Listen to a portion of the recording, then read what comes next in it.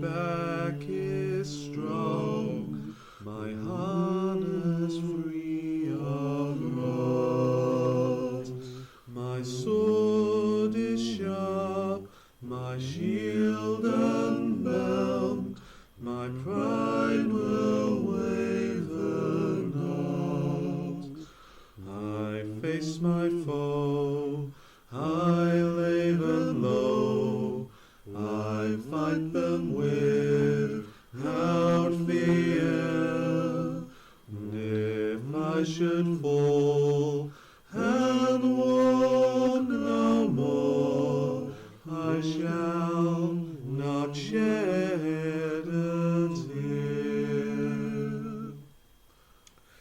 But war is cruel, my comrades die, and I go on alone.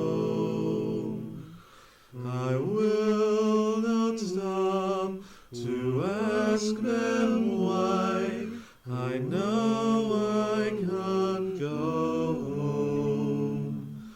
I face my foe, I lay them low, I fight them without fear. If I should fall and walk no more, I shall not shed a tear. My back is broke. Happy birthday!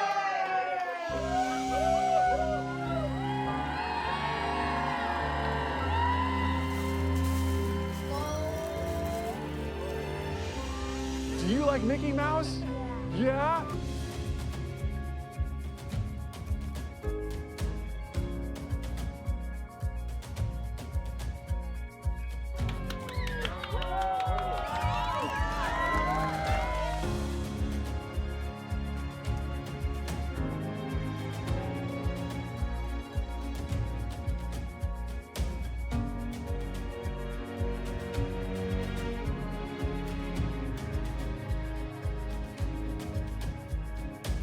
I'll always have those moments to remind myself of all the amazing things that life has to offer.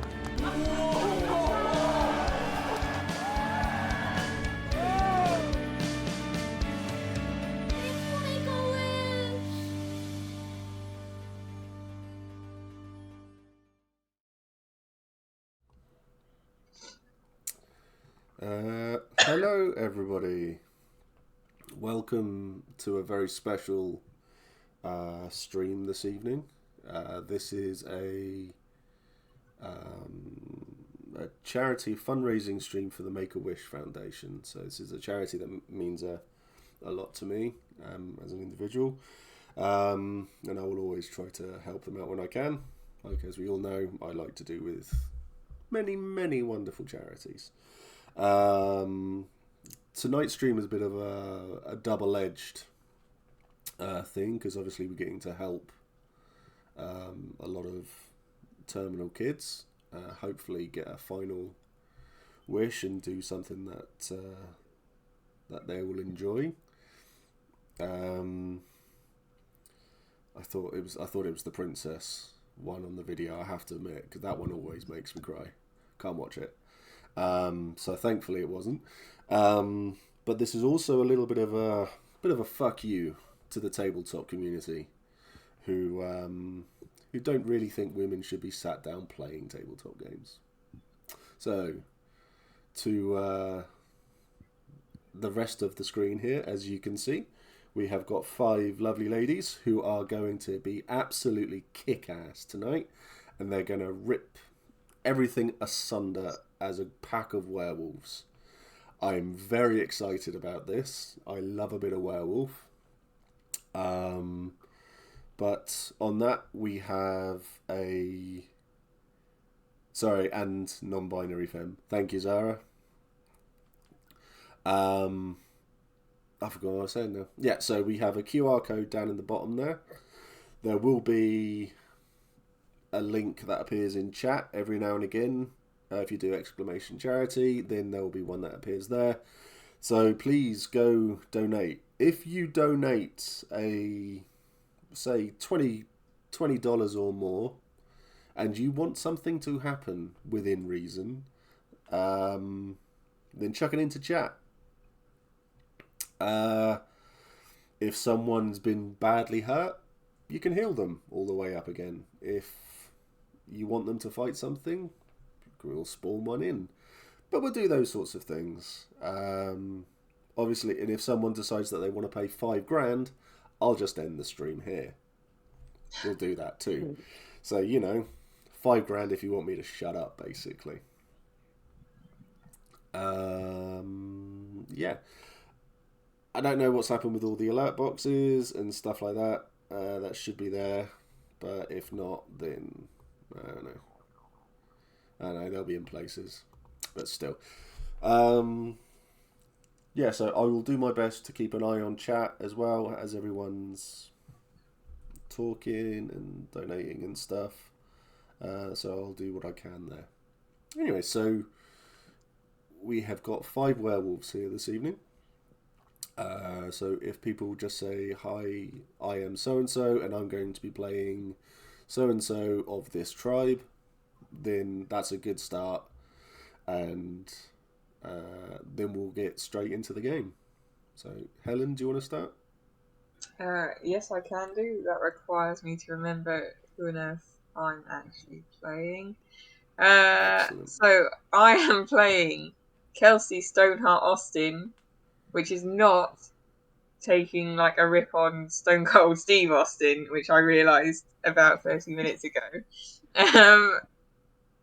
I am a Philodox Shadow Lord, and my character is designed to be a bit cold-hearted, as the name would suggest. Excellent. Thank you very much. Rebe? I'm Rebe, and I'll be playing Mora, and she is a glasswalker. Try and remember what moony thing I am. Theurge, aren't you? Theurge, that's it. That's me. I'm kind of techie, and yeah. Excellent stuff. Zara? I am playing Maeve. That's how you pronounce that. Sanyard from the Fianna tribe. Fianna is my daughter's name, and I thought it would be cute. And I am playing an Irish werewolf who is over in the US for some reason and finding this whole abortion women's rights thing really strange. Wonderful. And Carla? I'm playing Ruby. She's a Black Fury Philodox. She is passionate. Doesn't always know when to pick a fight and when to maybe walk away. Very opinionated. I think she's right. Excellent. And Jess? I am playing Kiara, who is a Ragabash Bone Nora, who's basically super laid back, kind of a bit trickstery, will just make snide comments and laugh at people and eat random stuff out of a dump so when people aren't looking. Yeah. Love it. So we have a real ragtag pack this evening, and it's going to be a lot of fun. I will say some ground rules. So if there are any rules lawyers in chat, I'm not interested. Basically, we're here for fun. We're here to chill, and we're here to raise money. So, yeah, that's about it, really. Let's not go for those of us that don't know, what is Werewolf in a nutshell? Werewolf the Apocalypse is a game that is focused on the reality between man and nature. It's also focused on the relationship between people and the beast inside. in this case, Werewolf. It's a mixture of a look into the supernatural and to the way that we are also destroying our planet.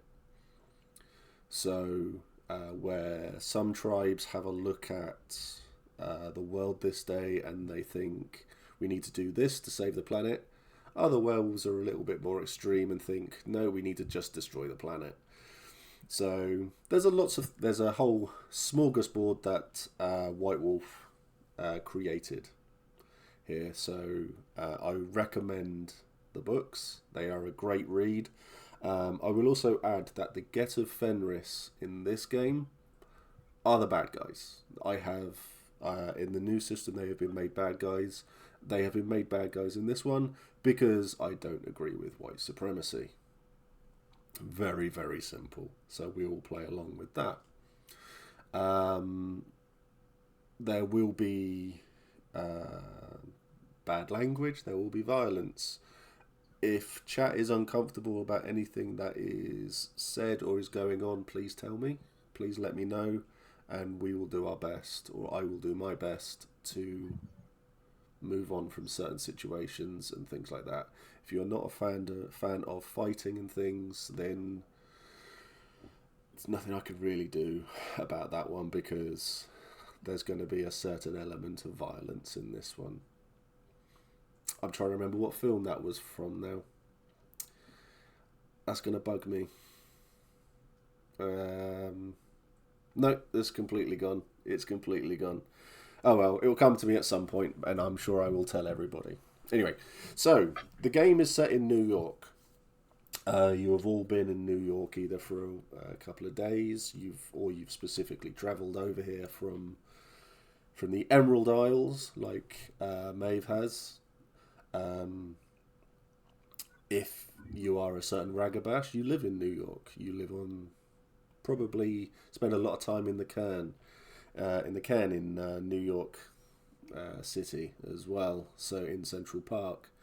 You have all received special invitations for a very special mission here from Mother Larissa herself.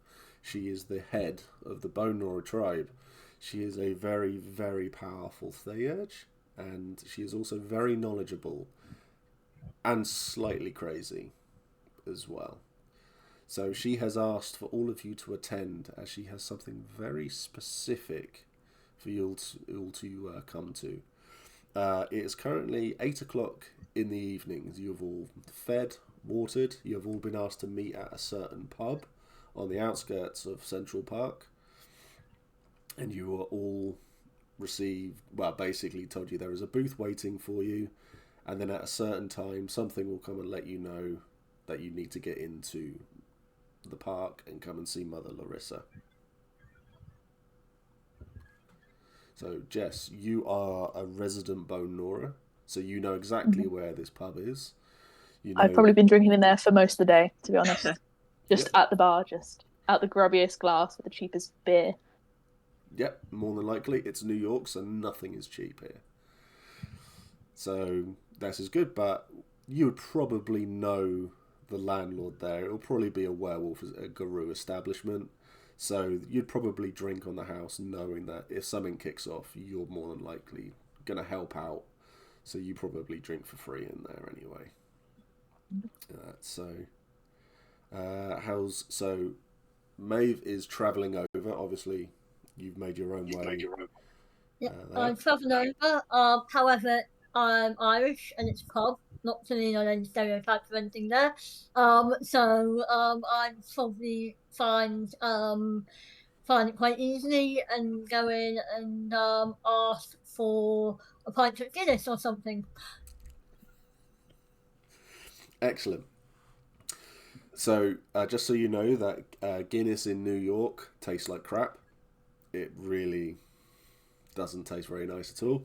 But yeah, you'll go in and you'd ask for that. So, Carla, how about you?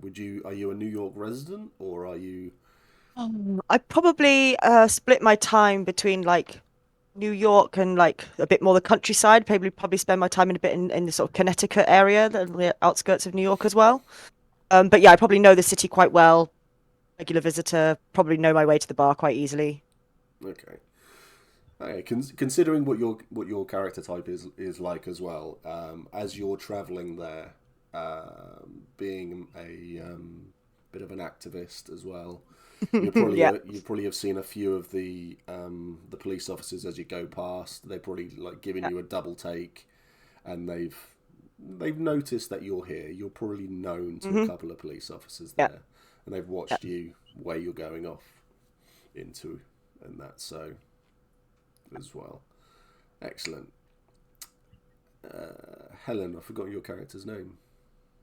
Kelsey. Kelsey. Well, I've got you down as Stoneheart in this because Stoneheart. you Yeah. didn't tell me until quite late. So Kelsey. So are you a New York resident or are you?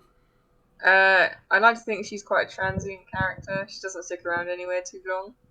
But so she's used to being traveling around all over the place. So she's no stranger to getting summoned to random places in the middle of the night, and that's completely normal. Excellent. Okay. So you've been to New York before then? Yeah. Yeah.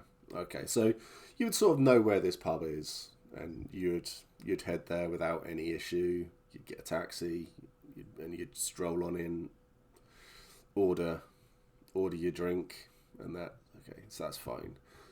Mora. I think Mora lives in New York. Maybe more in the like, I don't know, like industry kind of business sectors than necessarily next to a park, but Yeah. should be from New York. Okie dokie. So you'd have like a nice flat. You'd have a nice Yeah. place, probably quite open, and you'd know where this pub is. You'd know that it's where the rough and tumble members of society go. You don't really hang out with those tribes too often. You more prefer your own tribe than dealing with anyone else, because why would you want to deal with them at the end of the day? So you get some stuff together, and yeah, you'd jump in a cab, or you'd jump in an Uber, and you'd make your own way there. And that, so I'm assuming everybody has their own like personal effects on them. So any weaponry and things like that they would normally carry as well. So that's fine. That is fine too. So because I know some of you have special weapons and things, so this is all good. So the pub itself, it's a spit and sawdust place. So it's a bit run down, but it's niche, shall we say. Everybody who goes in there is a local, and that you would get tourists who would come in there going, oh, this is a wonderful traditional New York pub, and then end up getting thrown out for something mundane, and that because they're not local. So they're not local. It's a local pub for local people.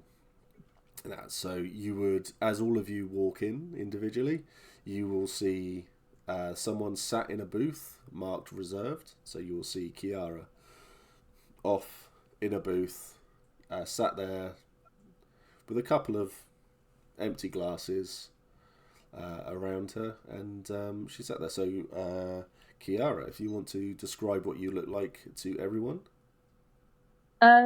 So she's sort of sat there slouched over the table, like a backwards baseball cap on, and very scruffy, quite long dark hair.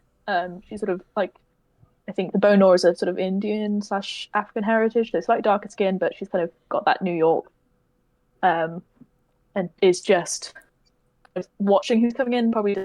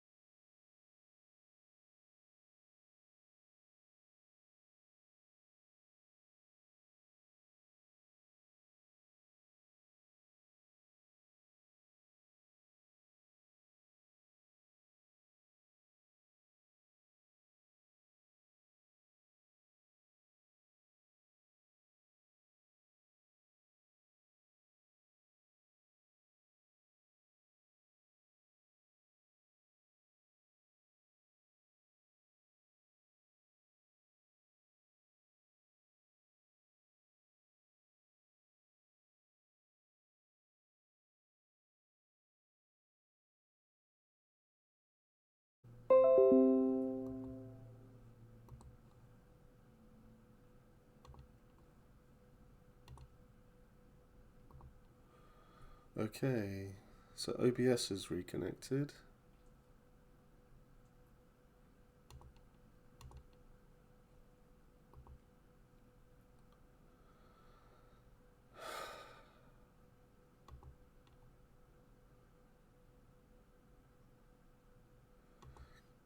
Oh, please don't tell me Discord's gone down.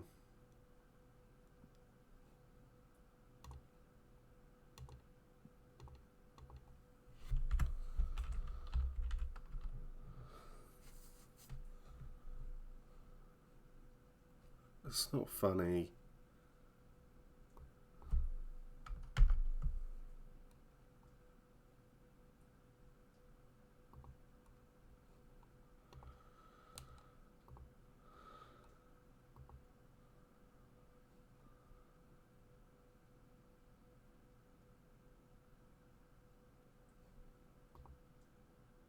Oh,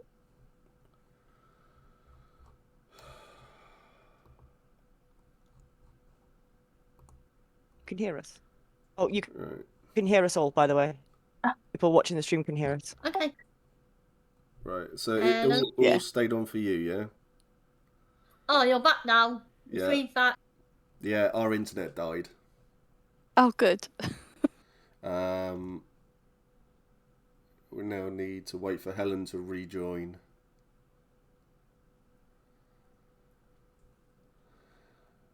Well, we're sort of half back. Some of us are in the wrong place because we're missing someone. Yeah, there you go. So Oh. when Helen turns her camera back on, everyone should go back into proper places. Except that now I'm Laura, Helen Stoneheart. There we go. There you go. Right. Right. Excellent.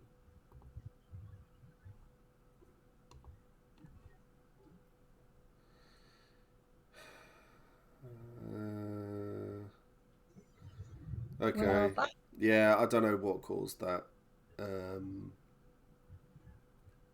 It's been a bit crap today, but it's never dropped out that much. So, Make-A-Wish International, thank you for the follow. And welcome back. So, yeah. So, our internet just died. So, unfortunately, we lost the whole... So, everything sort of dropped off briefly. So, it means I need to edit the stream now afterwards and get it all sorted. So, this still... Anyway, so, where were we? So, you described yourself... Yes, Kiara? I think if people heard that. Yeah, that's fine. So then everybody obviously then comes into the pub. So Helen, do you want to describe Kelsey? Yep. So she is best described as very straight-laced. She's going to walk into the pub. She's going to not want to touch the door handle because she doesn't know who's touched that. That's gross. She's going to go up and order a water because her body is a temple. And she doesn't want to, none of that dirty, bog standard stuff. And she's got, like, poker straight hair. The kind of hair that you've clearly, spent 3 hours, straightening every morning. She's got these prim and proper glasses she wears. And she has always got a shirt and nice trousers on. Like she's ready to go to business casual office attire kind of thing. Yeah. Okay. Maura? Maura wears a khaki jacket with way too many pockets, stuffed full of stuff. She's wearing baggy jeans, which again have probably too many pockets. And she'll go in and order a nice fruity Shiraz. Very nice. Very And obviously nice. she asks for a large. Well, of course. Maeve? Maeve had long length red hair. She's wearing a perky green summer dress that's on embroidered. and fatigue, and she's got a bow over her shoulder. Okay. That somehow she's managing to get past everyone and no one's really noticing it. And she comes in, had a bit of a drink, gags, sits out, rinsed the varmint a few times for what the hell is this dog piss? Did you piss in the glass for this? Type stuff, and then ordered some water and rumbles.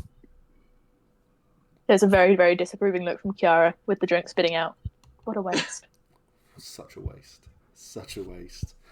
And Ruby. Ruby is kind of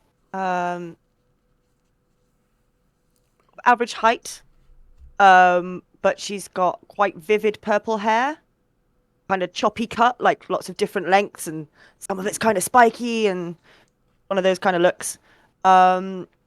Quite a lot of like piercings and tattoos. And she tends to wear clothes for ease of movement. She likes to be able to move easily in her clothes, so nothing too tight, nothing too restrictive. A lot of sweatshirts and easy jeans. Nice. Trainers, sneakers for the Americans. Excellent. Okay, so you've all come in, you've all seen each other, you've all seen the booth, you've all gone and sat down with each other. As you've all, well, you all get to say hello to each other now, so I will interrupt you in a minute. I'd like to say that I think if they all know each other, which they have, Kiara's probably going to try and annoy Kelsey a bit in that she looks a little bit uptight and stuff, and is just going to kind of wriggle in and just be like, "How you doing?" and just try and annoy her and move her perfectly placed hair and straightness with just Excellent. mess next to you, just squished into a little booth.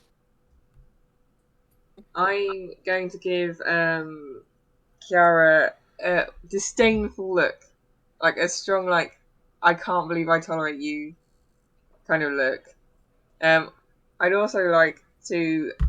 I'd like to take a tiny bit of the water in my glass and spill it just so I can mop the table down before I sit down.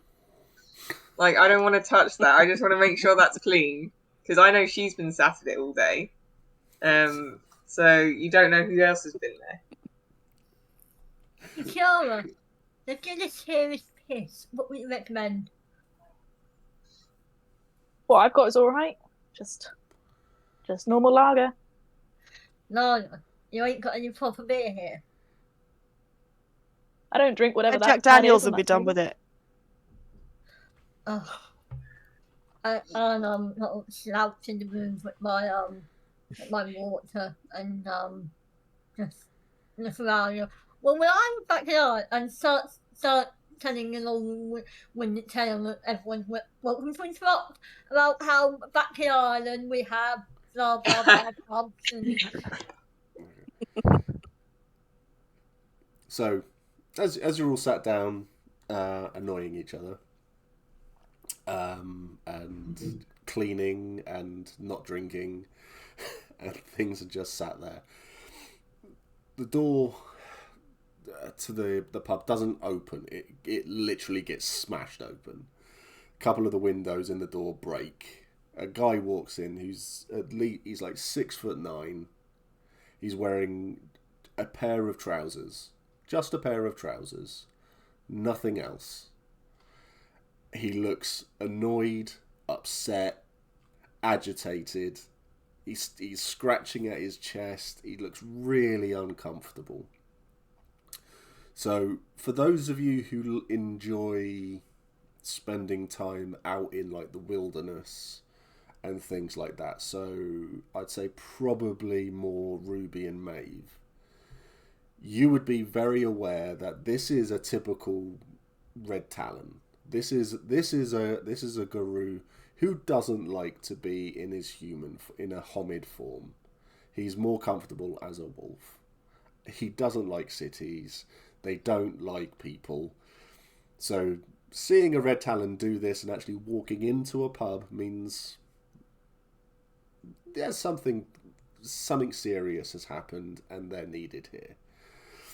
Hang up, this is like trouble. So he walks up to the bar, he starts sniffing around, and then he turns to the booth, sees you all, and then just sort of stomps on over, glares at each and every one of you. You needed. And then walks out. Has you had done that any less dramatically? Just shrugs. I don't know what that means, but you needed. And then walk, and literally will just turn around and walk away. His mum forgot to pack him a top.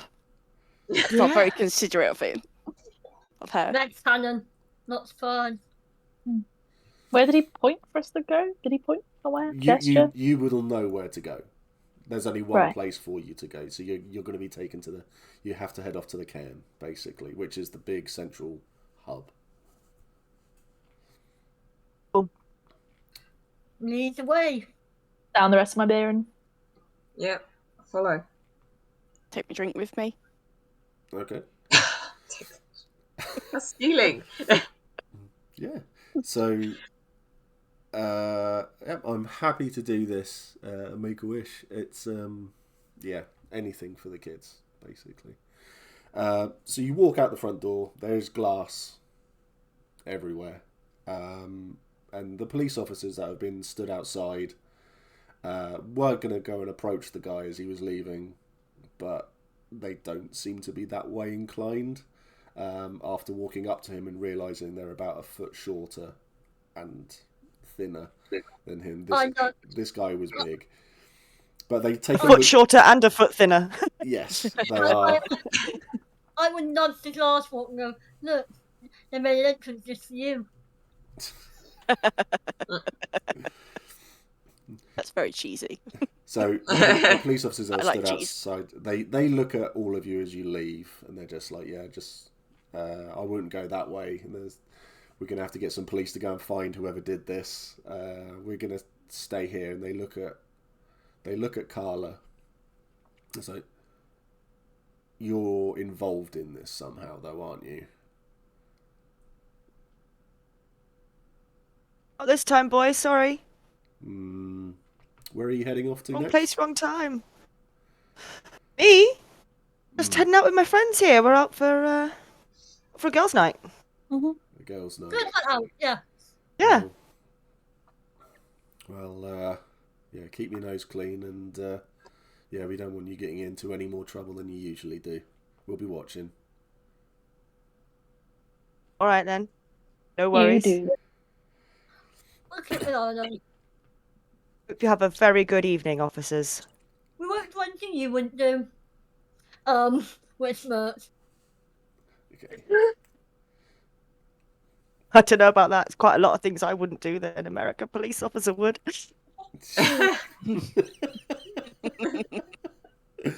Okay, so you, so obviously Kiara and Mora would sort of lead the way. Kiara a lot more comfortable, Mora not as comfortable here. So you're walking through the park. Now the smell of smoke hits you.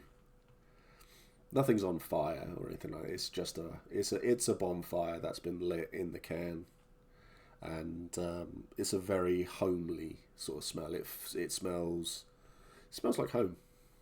It smells nice. It smells right. You feel more at ease. You feel more comfortable as you get closer. So Kiara, as you're sort of leading everyone through, you notice that there are quite a lot of Bone Noras around. They're on phones. They are busy. You knew something was going on, but obviously you've got this special mission at the moment, so you're not really involved in any of that. I'm probably going to be waving and greeting as I go through anyways. Of just like, oh, I haven't seen you in a couple of months. Yeah, Just you kind of thing. get nods, you get waves, you get a couple of salutes and that from people, just like a little tip of the hat and things and stuff like that. So, you get all of that. and everyone sort of like eyes you all as you walk through. You walk into like this little opening, and there's a fire that's been lit. There's a lot of people sat around. Some of them have got staves. They all look like it's a weird collection of people. So there are some people with suits, just sort of like sat down, and they've like put like towels down to sit on a rock. There are some people who are dressed like full Native American attire. Couldn't think of the right word there. Regalia. Regalia. There's an old lady who's stood by the fire, and she's just getting these little logs, and she keeps on chucking them on. She looks like she's about 400 years old. She looks very, very old. She's got this big walking stick as well, and there's a couple of cats that are sort of like at her feet, sort of like wrapping themselves around and she's sort of like, so Kiara and Mora, you recognize her. This is Mother Larissa, so you would know both of you will know who she is. She's a big deal, basically. This lady is. So this is her can. This is her baby. So you don't mess with this person here, really. So, but she throws a couple of logs in, and she's just walks around, and she sees that she's the five of you walk in, and so the question becomes now: do I do a voice for Mother Larissa? Okay, well, that's all of you nodding at me. Of course. You've asked the question, now you've got to do it. Ooh. Sorry, that was my chair nearly... It's been an evening for it, hasn't it? So the internet's gone, my chair nearly broke. My God. Do the voice. Thank you, gents. Right, so let's try... She's got deep voice. Hello. It's Pat Butcher. Hello, Pat Butcher. Oh God, that'll kill my throat. Let's try to think. What would be a good voice? I don't know. I've gone all embarrassed now. Hello. Hello, everyone. Hello, all five of you. You've all answered my... I just realized, I think I sound like Mark Humes. You all sound like... you've all got my invitations. You've all turned up here, and you're all here to do what I need you to do. Thank you all for coming. Kiara, obviously, I knew you would be here.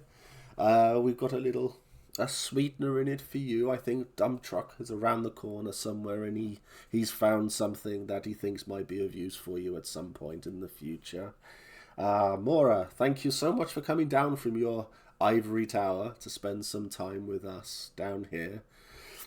My pleasure. Man of 1,000 voices. No.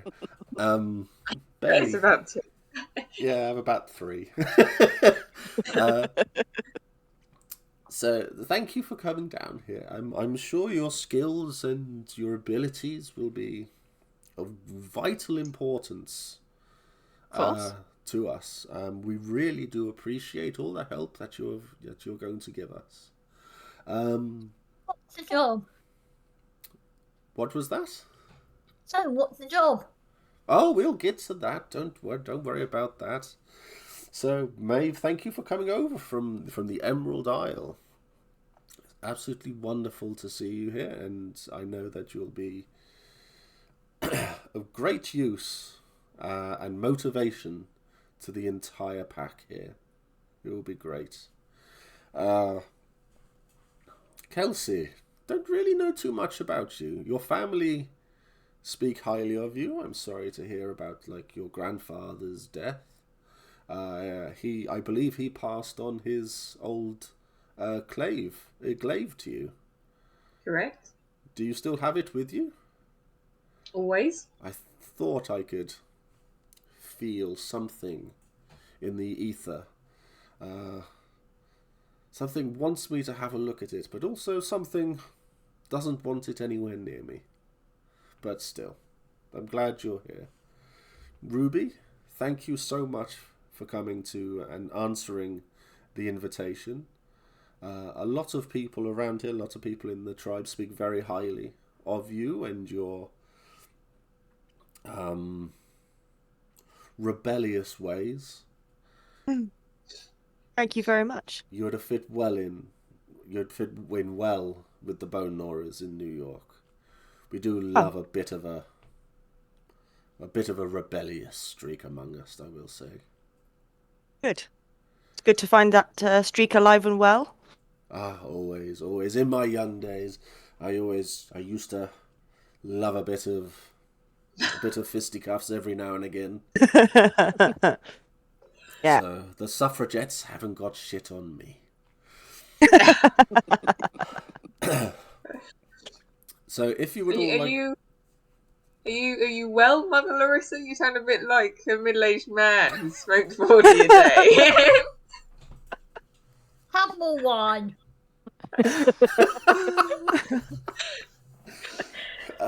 Yes, I do feel a bit beardy.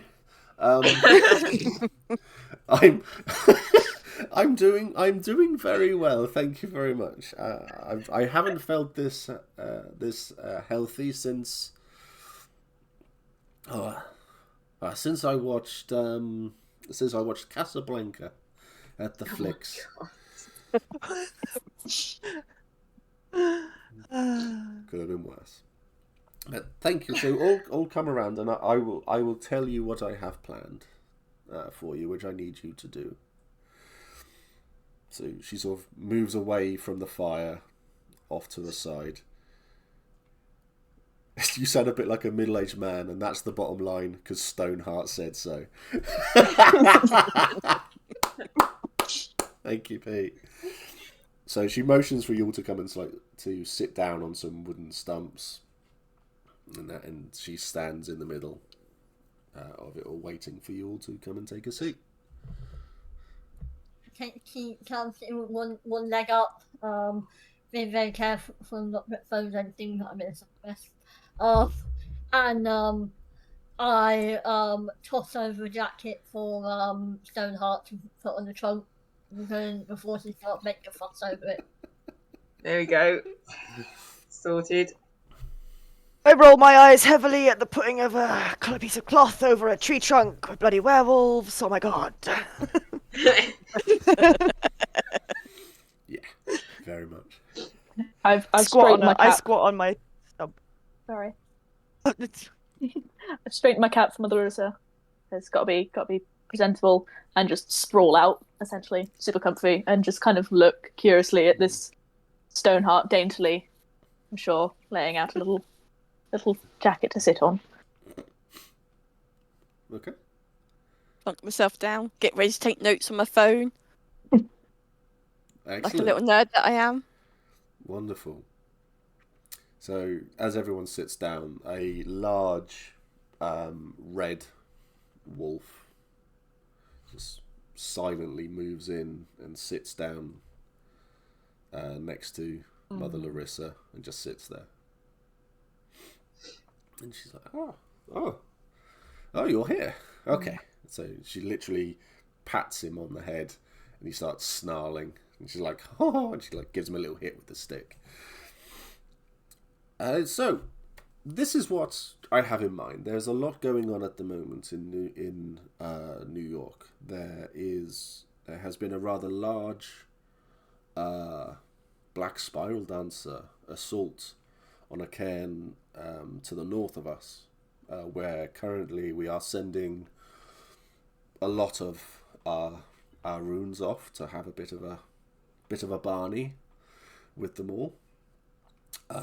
So the Red Talons have come in to offer a bit of a support in defense of this cairn, just in case. They have also offered one of their legendary warriors here, who I believe you've already seen. He doesn't like clothes. I sometimes insist he turns up to the cairn when he sees me in human form, because that physique, wearing those trousers, you know, an old lady, you know, I like those. I enjoy staring at a young man like that. Started so much over that. I like it.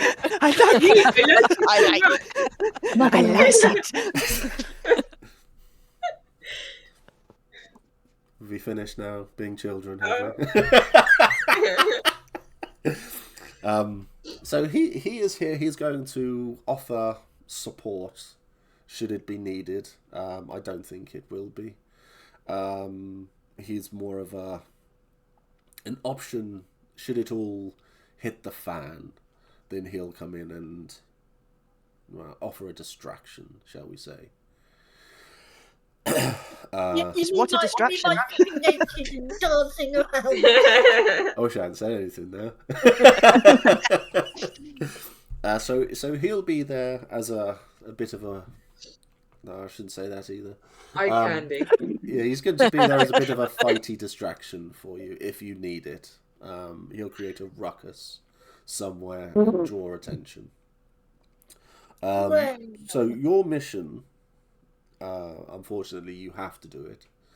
There is a building not so far from here which we cannot see into.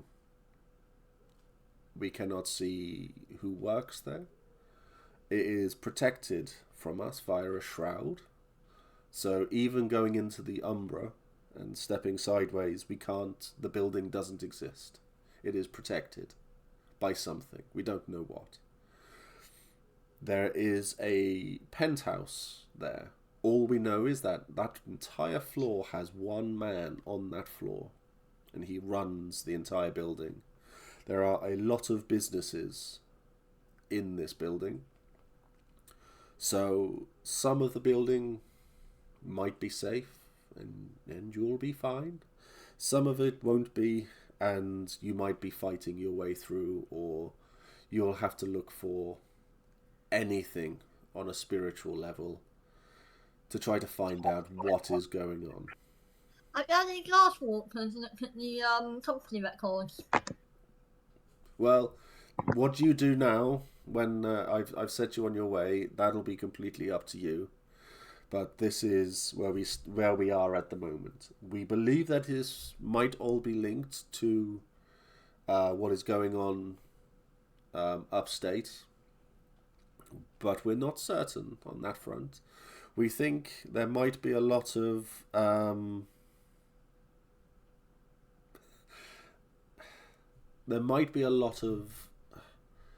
issues in this building.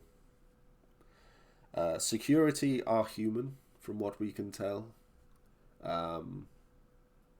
Any chance to enter the building from climbing up the side, fire escapes, the windows, through the Umbra, people are lucky to survive. So we're asking you to do the simple thing and go in the front door, because that's never been tried. Weirdly, I know, right? So try the front door and then make your way up to the top of the building. Okay? Any information on what is being done there? Well, use your senses, your wits, your gifts. It was gifts, not gifts, as well. And we can go from there. If you need any help or support, you're kind of on your own in there. Unless you need Claw here to make a distraction for you. In which case, he'll be about, I'm sure. But we can go from there. Anyway, that's all we've got for you, I'm afraid. Dump truck will come round. He's got his van. I think it's working now. I'm not too sure. He spends hours fiddling with that thing. And he'll drive you there. And then you can, well, do as you will. Any questions? Just to recap, go through the front door, figure out what weird, crazy shit's going on at the top. Yes. Yeah, there will be weird and crazy shit going on throughout, I'm sure. But you'll have fun trying to find out what's going on there. Also, if there are any fold-up chairs that you see, get them. We need them for this place. We keep breaking them. Rugs too. I need a new rug.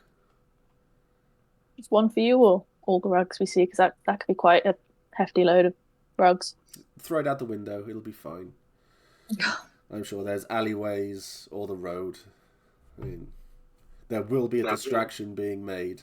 There is I say a riot. There is a bit of a gang fight planned near what's it called? Near Wrigley Field. So there is something planned for up there. So the police will be very distracted. So I planned this one myself. I believe you've got 200 odd people fighting. So, you know, they will be distracted. So, but just remember the rules. Okay. If they're human, don't give away who you are. What else is in there? We don't know. Unless you kill them. That's an interesting thought process to have on it. But please, just... How do we know if they're human? Smell it, I would imagine. Okay. What if they're okay? Anything else? I tend to shoot from a bit too far away to get the scent. Sorry, say this again. Go from a bit too far away to smell.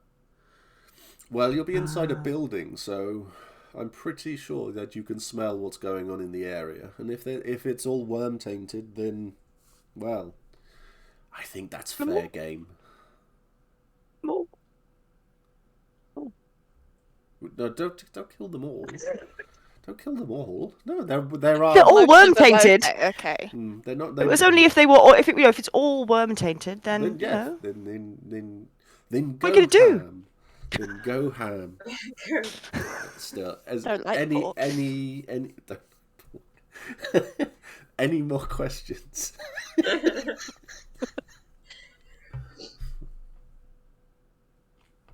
So it's 8 o'clock, right? Mm-hmm. In the evening. Okay. So the main office hours, the building should be as empty of the generic 9 to 5 people. Okay. Do we know about security cameras and things on the outside of the building? They will already be taken care of, so don't worry about that. Excellent.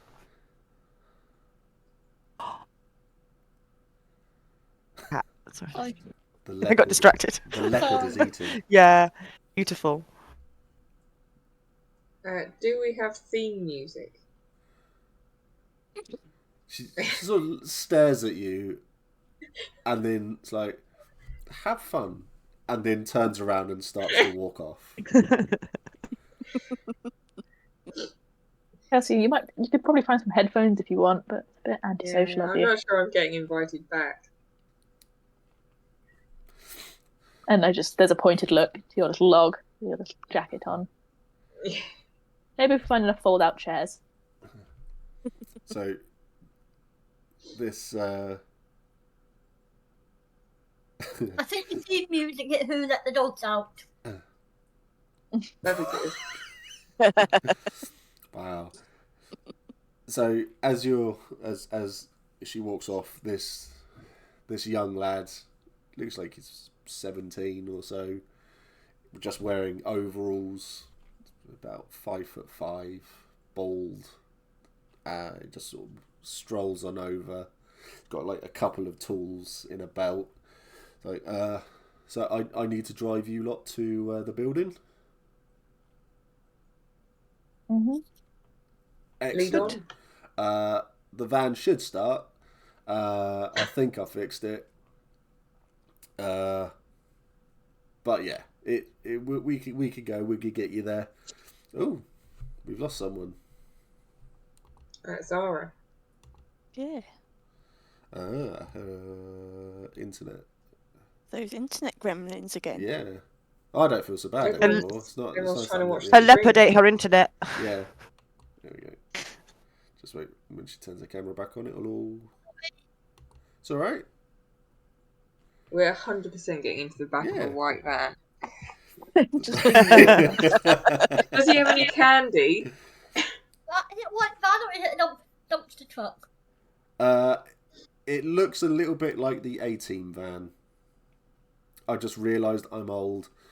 Thank you. Yeah, there we go. It's right. Carla's allowed to come back and play again. I remember the 80. I'm old-ish. Nearly 40. Oh. I am 14. Don't say, oh. Oh. So it's more, yeah, it's more like someone tried to do their own knockoff version of the A-Team van. Right. Like the Scooby-Doo van. It's like the Scooby-Doo van, Right. but it's got the A-Team paint on it. Yeah. So the B-Team, yeah, thank you, Andy. So the door, it's got like a deadbolt on the inside, so when you close it, it just opens, but you have to hold it and then put the deadbolt in, and that's the only way it's staying closed as well. So this thing is falling apart. So when you all pile in and he starts it up, like I had the fourth time of asking, this massive plume of smoke just explodes out the back of it, and then it starts to crawl forward. You're driving just for a few minutes, and then you pull up outside the front of this high rise. I hope we weren't going for subtlety. No, there's not going to be anything subtle about this one. How does it feel to be contributing to the worm in your budget van? I know. But that's how it all starts. So he sort of like, he doesn't even get out. He watches you all as you climb out of the side. So Kelsey's been there just like not wanting to touch a thing, but failing miserably because everything in this van is a shit tip. Health hazard. Yeah. So you step outside. The building is very new. It's a typical high-rise. There is one security guard stood on the door outside. There's an alleyway on either side of the building. You can see a couple of security cameras there, and as you step up to the front of the building, they both look at you. Straight away, you can see inside to the building there's a security desk, and there are two security guards inside as well. One of them is looking at the cameras. The other one's obviously been looking at the cameras and then looks up to look at what you're doing. And the security guard on the front door is just looking at you all. What does the front door smell like? It's nothing out of the ordinary, to be honest. I mean, you're outside in New York City. Everything smells bad. Everything smells tainted. So nothing smells like Old Spice, Andy. So there is nothing here that smells, good in your eyes. So it's not pleasant, but you know that once you're inside, you'll be able to focus a little bit more on what you're smelling. From the outside, looking at it, how many floors does it look like it has? About 20. Right. On Is an there like character note, am I going to ask you to check all 20 floors? No. Is there like an intercom system, or is it just so literally you could push the door open? You can literally push the door open. What does the security guard say if I will gesture to the people who look smarter than me to go first and come up with the excuse? Sorry, say it again. I think one of the smartly dressed people are the best people to go in first. Oh, right. Okay. Yeah. Okay. So that's going to be between So it's Kelsey. Miyamura, right? Isn't it? Yeah, I would have thought so. Okay, I'm going to attempt to go in, or I'm going to like gesture to the security guard, like, quick, I need to have a word with you. Okay, he's staring at all of you. You've just got at the weird van. The van drives away. The smoke clears. And he walks on over to you. He's like, "Is everything okay, ma'am?" I'm so sorry. Ubers are crazy these days. I'm out with my girlfriends, and I have left my purse upstairs. Can I get back into the building? But it's got my security card to get into the building in it. You work here? I work here. I'm still in my business clothes. It's got my keys, it's got my purse in. I haven't been able to go home and change. They've paid for an Uber to get me back here after I got stuck at my flat. No, they paid for an Uber and you turned up in that. Have you seen the New York Ubers? Okay. I'm not good at this. Give me a... Oh.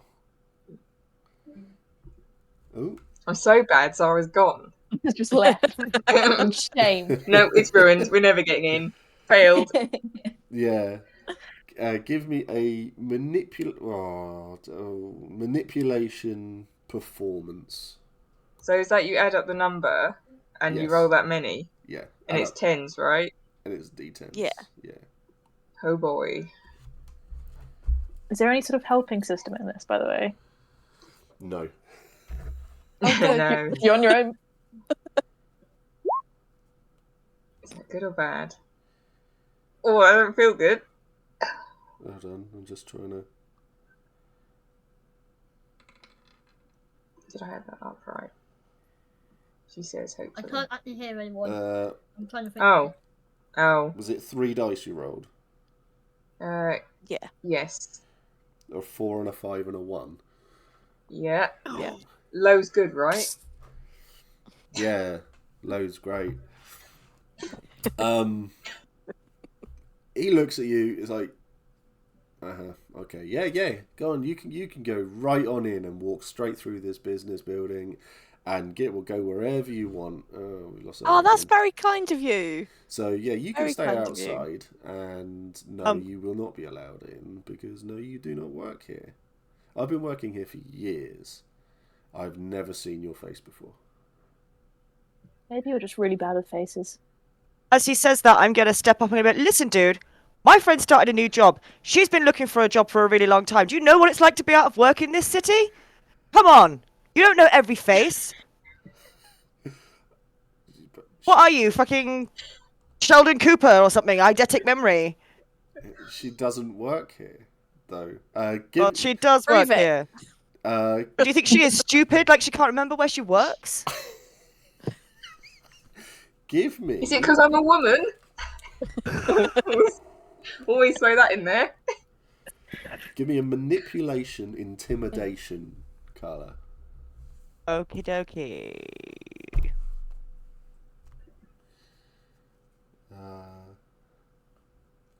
How does one make a donation? Can someone do the exclamation charity thing for me in chat? Yes, we'll do it simultaneously. There you go. Or you can scan the QR code. I need to cause chaos. There you go. It was a 2 7s, a 3, and a 1. 2 7s, a 3, and a 1. Okay, that's fine. He's like, okay, please, just chill out. Okay, what floor do you work on? 7. Okay, what company is it you work for? Has the building got on the outside one of those signs where it's got like Yes, the has list it of got a company sign? names? Yes, it does, yeah. Can I just flick my name down to the 7th one and like really quickly be like, oh, wasn't it such and such that you worked for? Yeah, Black Dog Games. Black Dog Games, she's a coder. I do lots of coding. Okay. Hold on, I just need to see what... I think Zara's just posted into the Discord. Ah. I think something's gone wrong. Need to reboot. Sound playing up. Okay, it's okay. So, Zara will be back shortly. Okay, yeah, so I'm sorry that the video is going to be a little bit messed until Zara comes back, but that's just a necessary evil at the moment, I'm afraid. Okay, that's fine. So you haven't got your passes. Is it just you? It's just going to be you. You're going to want all of you to go up, aren't you? Well, We're I on a can't girls' leave you night all out. here. You're gonna leave us to the streets of New York? You've seen the kind of Uber we got out of. Okay, you're going to get 5 minutes, all right? Look, I'll get one of the guys to get to do the key in the lift, and they'll get you up to the 7th floor, and then you can go about your day. All right, just 5 minutes. Get your pass, and then come back. Okay. Thank you. Okay. So he walks to the door, and he does his pass on it, and he opens the door for you to walk in. As you walk in, the 2 security guards are sort of like looking at you, looking quite confused.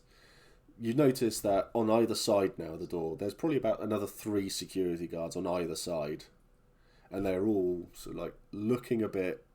Why are you coming in here? And why has he let you in here? And he says to the guy behind the desk, he goes, they need to get up to the 7. So can you just do it? They're just going to go and get their pass, and then they'll be coming back out. They're like, oh, right. Okay. Yeah, I'll do that then.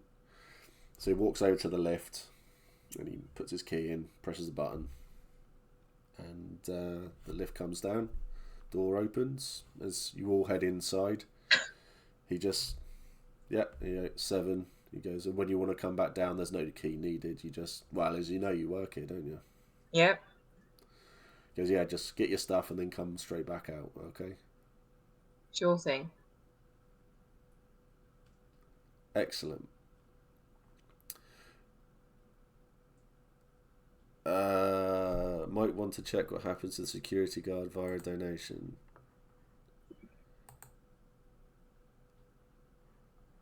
Let's just refresh.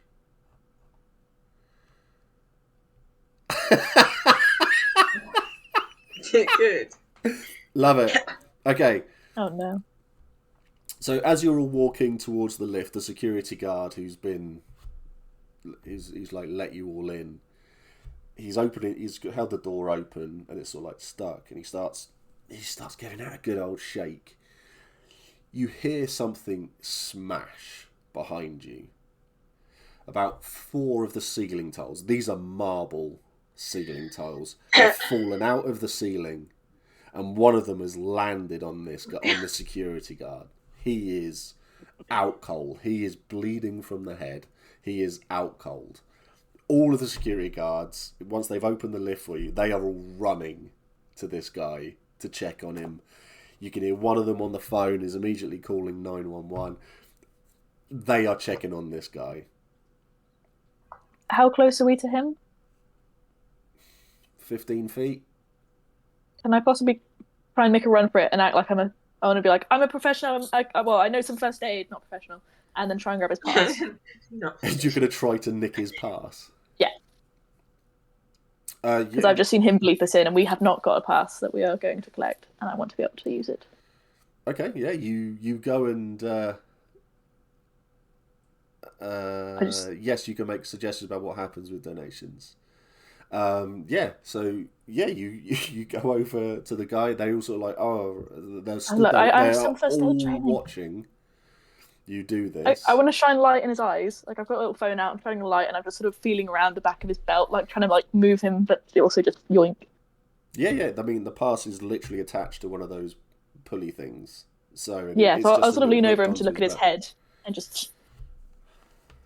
So I keep on having to check the character sheet, so I'm making sure you're rolling the right things. So let's go for dexterity subterfuge. Subterfuge or streetwise. Or stealth. Dex stealth, that'll be better. I'm rolling 8 dice. Okay. Already donated, but not for next time. Well, Andy, you get a free one then. So if you've already donated, just tell us what you want to happen at the next random moment. Oh my god, that's quite But impressive. 3 9s and 8, a 7, a 5, a 3, and a 2. Yeah.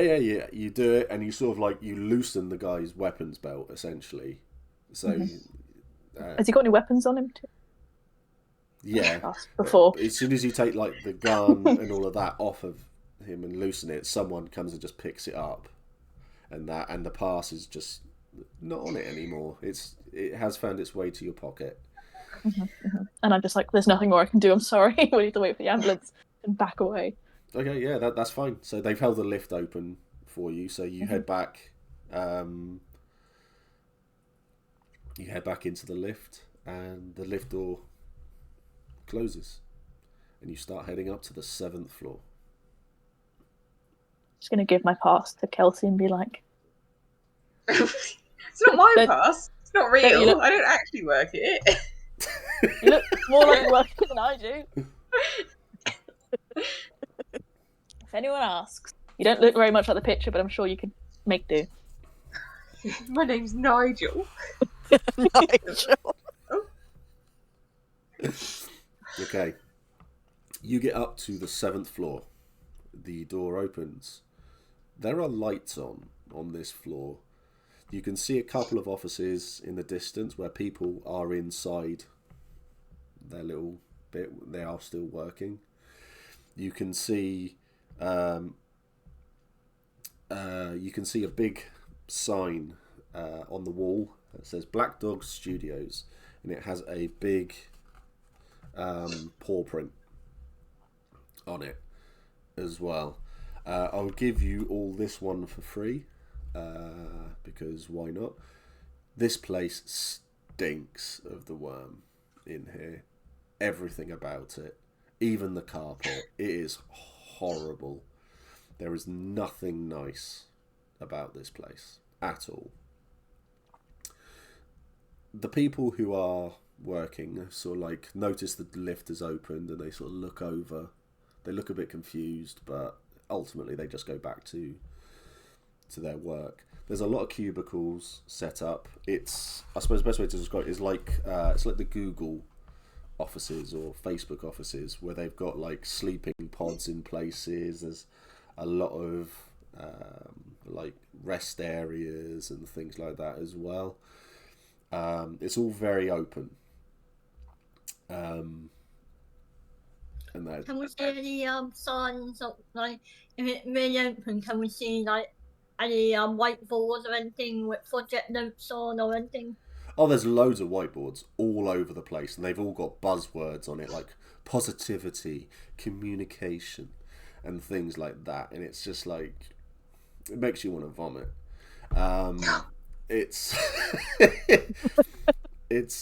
It looks like it's the place where the employers want to do all these, make their employees think that they're doing what's best for them, but they're not.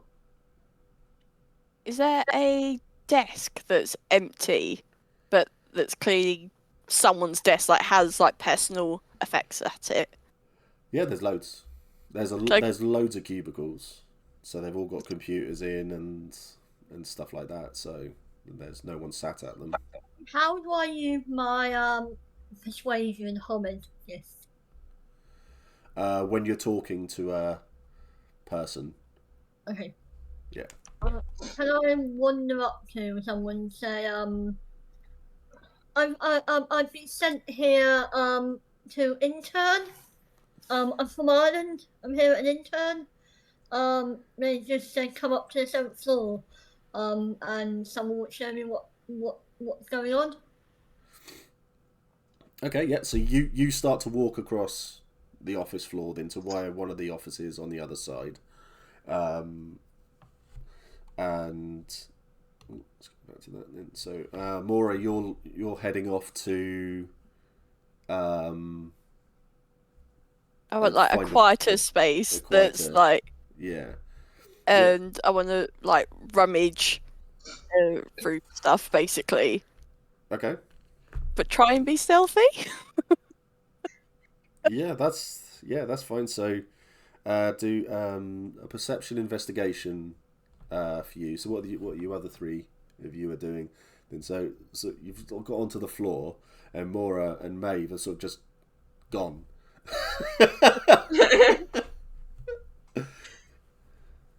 Are there any like signs, like like office or whatever that way or something?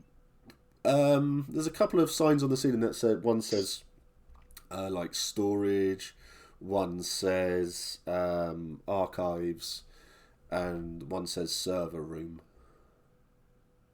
Oh, Okay. I like Can the sound of turn- archives. Yeah, can I turn to the other two and say this is as far as my plan went? Yeah. yeah. This is interrupted. We're in. Kiara's mid drawing dicks on the whiteboards. Be like, huh? Yeah, that's fine. With the little spray bits coming out the end. Yeah. Mm-hmm. Covering all the Classic. positivity and crap. Yeah, that's fine. So, bit of graffiti. So, who's heading to archives?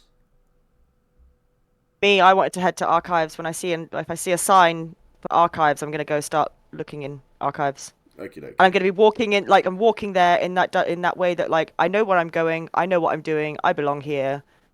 This is fine. Okie dokie. Like So yeah, so kind of like super confident, like like don't draw attention to yourself by your overconfidence. Oh, Andy, you're evil. But yeah, that's fine. So evil. But I love it. Okay, yeah, so you turn and you... Okay, I'm going to head off towards archives. So you start to go off towards that. So what's Kelsey doing then? So Kiara's graffitiing. I'm going to fully embody an employee at this company and pretend I'm giving an introductory tour to someone who's come to see, like, at a job interview. So I'm going to turn to Kara and be like, firstly, stop that. And secondly, so this is the main office. And if we go down this corridor, and I'm going to use that to get us out of this main bit full of people wandering around. Mm. And then hopefully we'll come up with okay, this is a good place to go because we can check out another area while everyone's doing something else. Yeah. Did we see where the other two went? I think Ruby said she's actively saying she's going to go to archives, did she? Yeah. Yeah. I will have said that out loud, like for ease of like communication as well. Like, Okay. I'm off to archives. Mora's off rooting through People's stuff. personal belongings. Yeah. So, and then did we actually see where Maeve went? So Kiara and Kelsey are doing like a little mock tour. Mora is rooting through the desks and trying to get stuff. You also have the ability, because you're good at computers. I'll throw that one I out was looking for a password, and I was gonna like try and log in, and you'd have the ability to just hack in through anything like that. So, and Maeve is heading off to speak to a manager, basically, to speak to one of the management there. Okay, that's fine. The party at all in the slightest. Okay, so we've immediately split the party as many ways as we could, actually. So the party has been split 3 ways. Lizeth, welcome to the Hefty fam. Okay, so Maeve walks over towards one of the offices that's been well lit, like a corner office, the biggest office on the building. So yeah, obviously one of the managers there. Mora walks into the nearest cubicle, starts rummaging through stuff, turns on the computer. Kelsey and Kiara, after Kiara starts doodling penises on the whiteboard, then goes off and starts giving a mock tour of obviously made up stuff, and Ruby makes a beeline heading off towards the archives part of the floor. Wonderful. Okay, so Helen, I need a charisma performance roll from you. Fucking hell. I gotta stop doing this stuff. I'm not good at it. Mora, I will need a What did I do there? intelligence computer roll from you. Ruby, I will need a perception alertness roll from you.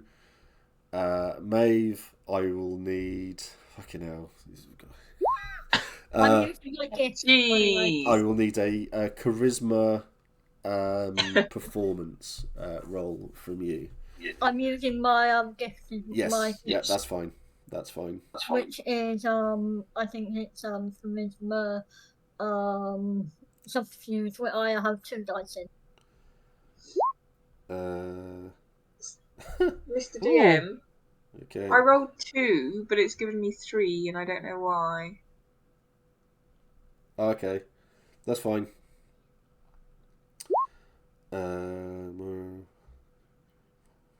One other quick question: do we re-roll 10s in this version? Yeah. No.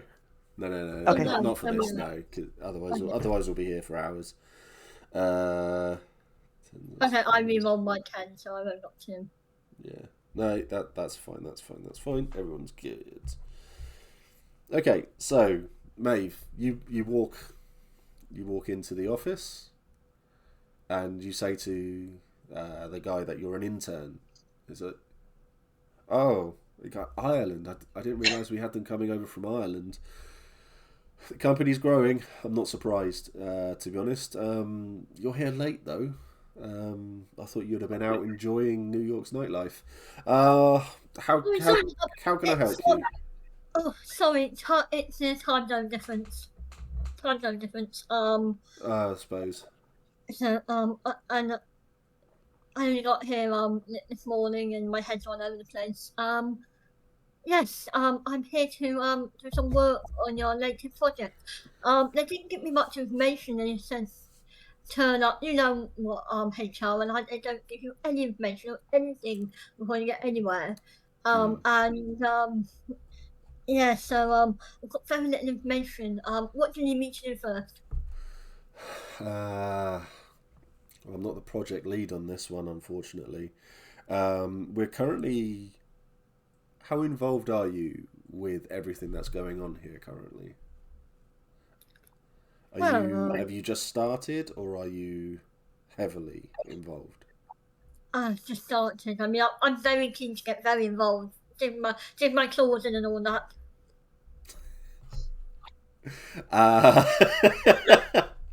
Okay, so that's fine. What I can do is, if you have a chat with Tim, he is the project lead. He's currently in the office.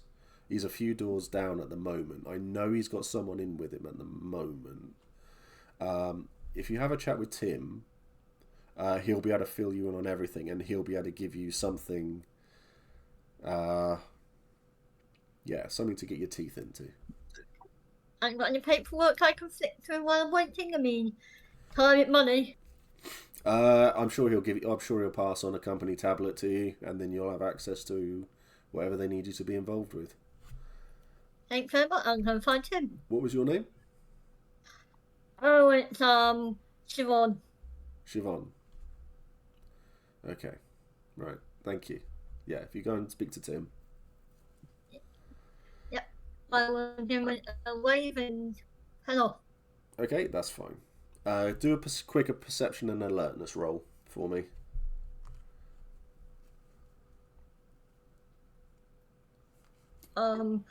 I will roll 20 just to for now. I am not having good knowing technology today. I am not playing in large water. I don't think any of us are today. No. Perception alertness 4 dice.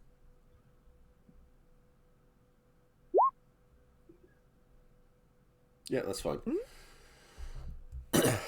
As you walk out and you look back and you close the door, you notice that he's been typing away into the computer, and he is watching you as you are walking off. as well. Something doesn't sit quite right with you at the moment. Okay. So, so for Kelsey and Kiara, as you're on your little mock tour, a member of staff is sort of stood by the drinks machine, is just watching and listening, and she's got a big grin on her face, and she's just like, "Oh, this is hilarious! Please, you've got to carry on. I need to listen to this rubbish." And she's just like, "Yeah, please go for it." So, I'm going to start reeling off for this lady the history of the water fountain. okay, she is all here for it. She's buying into it. I like it. She really is. She is all here for it. She's not. The lights are on, but no one's home. Let's put it that way. Yeah. Yeah. There's something off about this woman, but she's all there for the history though. She loves this water fountain. No, originally it came from Abraham Lincoln's house. Is it like an old one or like a modern pressy button one? I'm thinking. Excellent.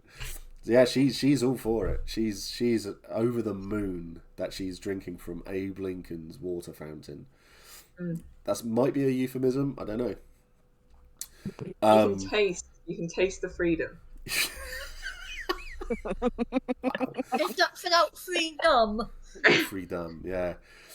So she's buying into all of this. Mora, you go through. You are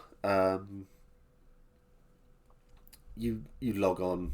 You get into the computer so easily. There's no issues. Who would have thought that someone would have had 1, 2, 3, 4, 5 as their password? It's crazy. Well, it's like some people have it as their luggage password as well. If you've seen Spaceballs, that joke was fucking hilarious. I don't remember that. It's a great film. Yeah, you get on and you literally have access to everything in this that this person has access to. So emails, the servers, you literally can do whatever they're doing, whatever their job title entails. So what I'm going to look at Barry's emails and see if there's any like notes, like agendas and things like that, or any meetings maybe that's been going on, and maybe try and work out like what's, because obviously we got the vibe that this was a very wormy place, so see worms. Yeah, see what's going on. Yeah. Okay. Yeah. You are going through all of this. A lot of the stuff that you try to get into references a program that you don't seem to have seen. So you're trying to. You eventually find a way that sort of connects to a system that's on a cloud. So you need to try to log into that one as well. Give me the intelligence computer roll on that one as well. Ruby. Oh, I shouldn't have laughed, but this is. Ooh, oh no, that's fine. Ruby, you get to the door that says archives on it. You open up, it's dark in there. There's a lot of shelves, a lot of files, all over the place.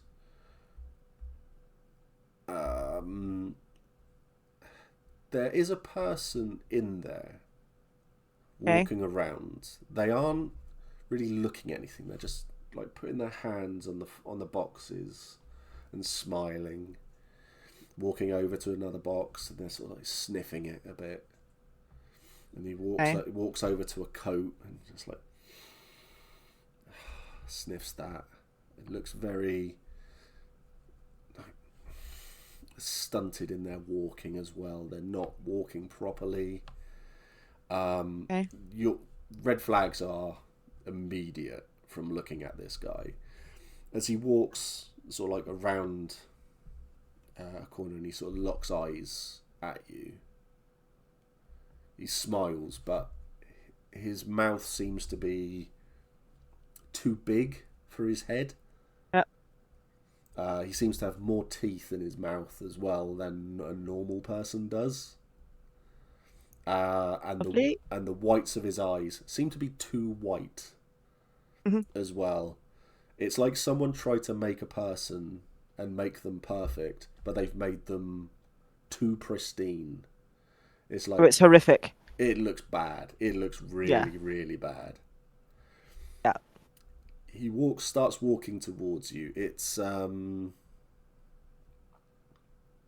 like he's walking in water.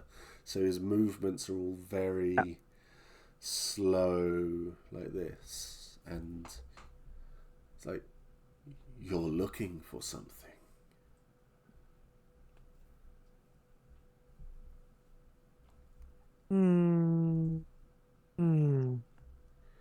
How does he smell?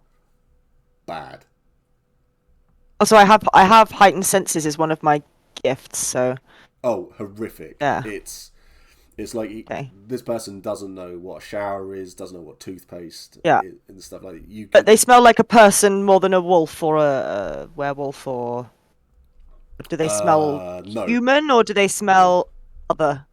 Other. At the moment, this thing is worm. Yeah, not human, not werewolf, other. Yeah, this thing is worm tainted. Yeah. Big time. Oh, okay. Okay. Awesome.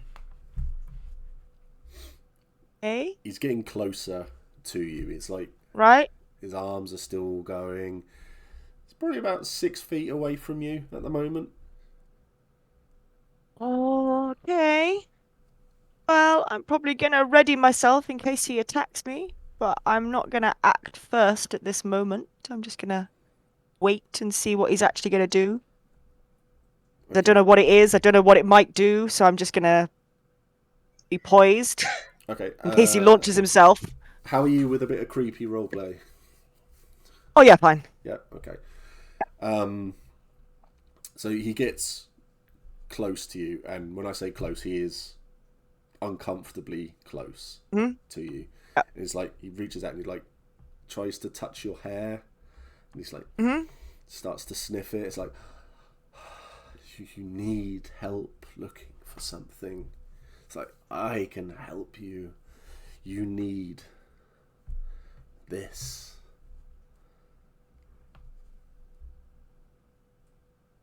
What do I need? What can you offer me? I can offer you everything. You can become perfect. Okay. I mean, I'm already a perfect creation of Gaia, but thank you very much. No. No. We need control. That was to the comment there. I'm gonna probably lose patience at this point and attempt to grab it by the neck. Yeah, that's fine. Yeah. You just be like, "What with the creepy now, mate? Yeah. Can you help me or not?" He's sort of like, oh god, he loves it, doesn't he? He seems to be getting taller. Oh. So he's gone from being around the same sort of height as you, and he sort of like breathes in and he looks at you. He seems to be looking down at you a little bit now. He smiles at you. He's got a couple of tears on the side of his mouth. His teeth look a little bit more pointed than they did beforehand. His eyes look darker now, and his fingers look a little bit longer. And on one hand, you're pretty sure he's now got 7 fingers. Right. He's just looking lovely. at you.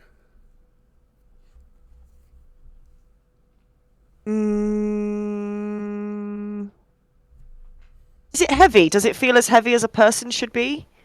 Or is it like... Oh, it feels heavy. Weirdly not as... It feels heavy. It feels heavy. Okay. So I couldn't like easily walk around or like shove him out of the door and push him into the corridor. You could try. Let's give it a go. Yeah. Yep. Let's try and shove him out the room. Draw a little crowd. Okay, it's a contested strength roll.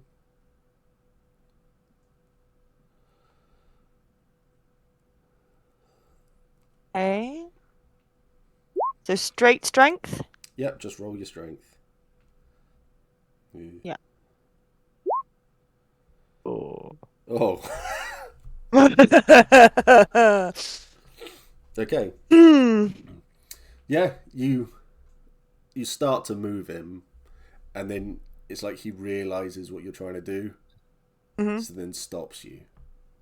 So you sort of like turn him a little bit, so he's now got his back to the door, and you're now inside with him in between you and the door, and he's just like stops you. It's like, no,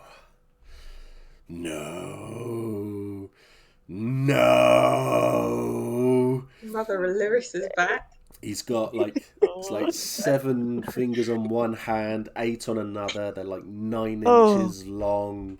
He's now a good 2 foot taller than you.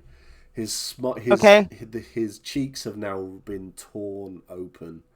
He has spiked teeth, and when he smiles, it's like an anaconda. Its jaw is huge, and its mouth opens a lot wider than it should do. As he does it, it's like bits of his hair starts falling out. You'll notice that his arm is actually sort of bending the wrong way now. So one of them is sort of bends backwards, and the other one bends forwards. Its skin has become all blotchy and scabbed. It looks an absolute mess. And he sort of like starts to take a step towards you. Okay. Well, come back to this though. This is fun. So, Maeve.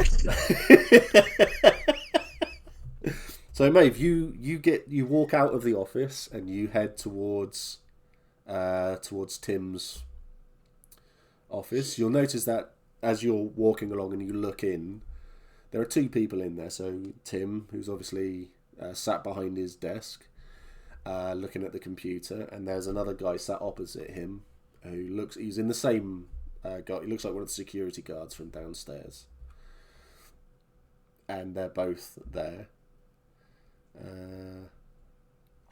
And they both look at you and watch you as you walk in to the door.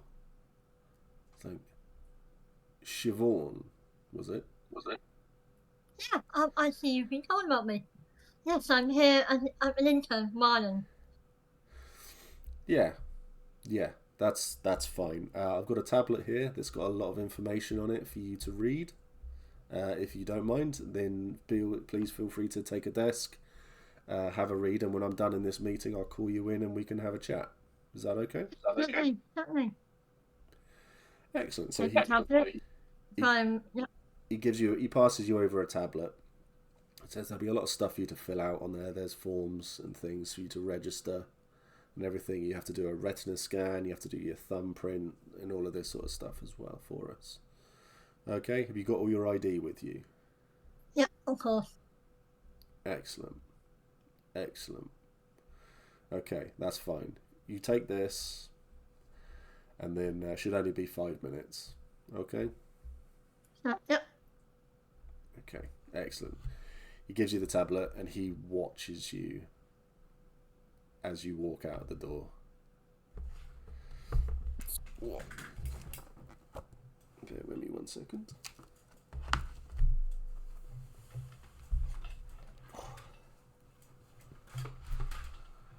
Oh, it's warm. Yeah, so you've got the tablet, and Can I try and hack into it? I do have computers. okay.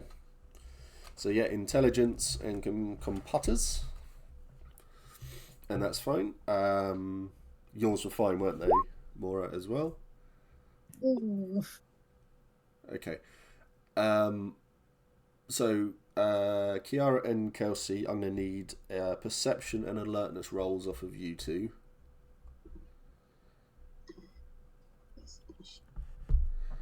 Maura, you have found where this cloud drive is, and you try to log into it. Yeah,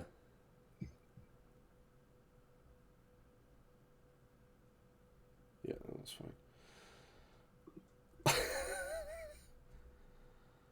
Oh. No.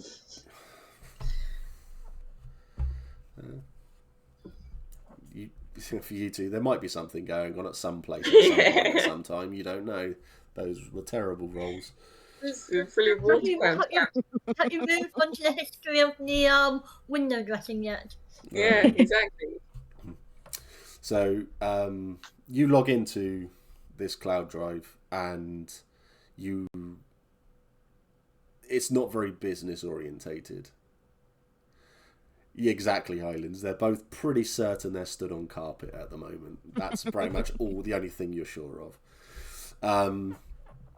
This is not looking like a business hard drive anymore.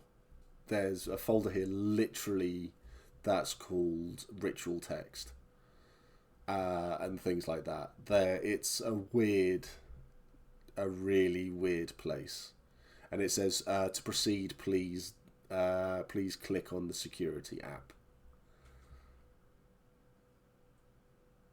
Okay. I'll click on it. Okay. Wasn't expecting that. Yeah, okay, you click on the security app and the computer shuts off.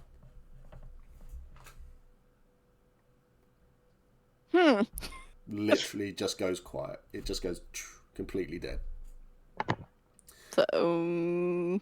And in the office, so maybe as you're leaving the office, you hear Tim behind you go, "What the fuck? Someone's hacked into a computer." And he stands up with the security guard, and as you've walked out of the way, they come walking past you, and you can see them. Can I duck into their office and see what we're on the computer? Yeah, that's fine. They both just go walking past you, and they're sort of like focused on that way. So you just quickly jump back in and close the door. That's fine. So yeah, so you're in his office now. Excellent distraction. Nice. Definitely my plan. It's like quickly walk past. Kiara and Kelsey are blissfully unaware of anything in the world happening to anyone. The one thing you will notice that the woman who was listening in to your really bad history of everything there, she's no longer listening to you. She's stopped. And she's looking over in the direction of Mora. And her focus has gone from being smiley and happy, she is now very focused. And she is looking in that direction. Just gonna wave a hand sort of in front of her face. Unaware Hello? that you're there. Abe Lincoln's water fountain, remember this? No. No, the carpet. The carpet's a nice marl. Is it nice enough for Mother Larissa, do you think? I'm gonna start inspecting the carpet. No, the nice penises on the whiteboard. No. Artfully drawn. What did I? Excellent. A real detail in the veins, you know? The veins have got... they jump out at you. Yeah, personally, I think I've got some hidden skills here. Yeah, I don't think she's paying attention. She's completely ignoring you, and she is focused on Mora. And you flicker. I sort of flick a hair, maybe. I'm not going to flick in the face, but just like, right in the hello. face. Okay. As soon as As soon as you touch her, you feel like it's like a bit like you get a little static shock. Come off of her. Kelsey, poker. And she turns, and and she just looks, and she locks eyes on you. Do a Dex dodge for me, please. I was going to ask, while this is all happening, is it just like silent now? Has it gone completely silent in this building? Completely silent. Is there any chance we can hear what's going on in the archive room?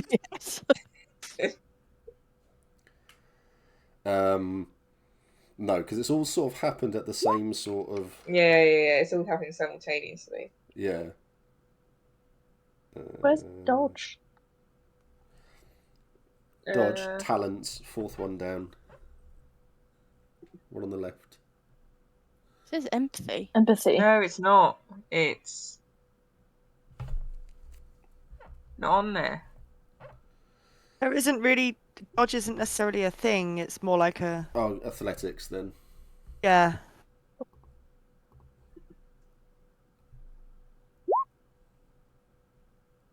Nice. 2 9s, 2 8s, a 4 and a 2. Yep. No, that's all good because my roll was shit. So you do that, you get the little static shock, and this hand just comes out as like this large hand, as if it's coming like to try to like grab the side of your head.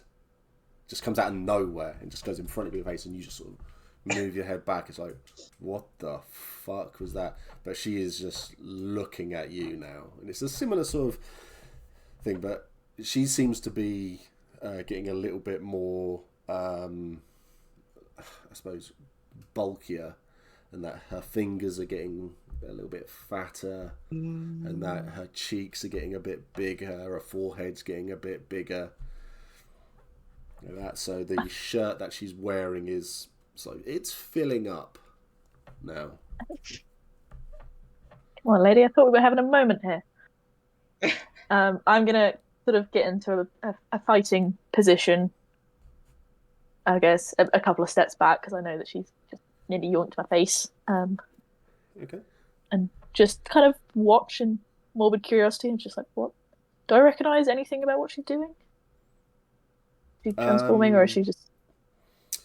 I don't think any of you would have experienced any fight with something like this before. Everything that you're doing, I suppose, because you're all still quite relatively young in Guru society, so you would have done other things. So this is more of a what the actual fuck is going on. Mm-hmm. Yeah, so Mora, give me a perception and alertness roll. And then let's see if you are aware of just anything. tapping away at a computer, blissfully unaware. Well, it's off now.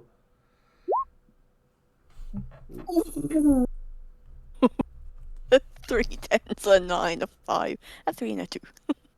Wow. How dare you. Roll worse than this, please. Yeah, you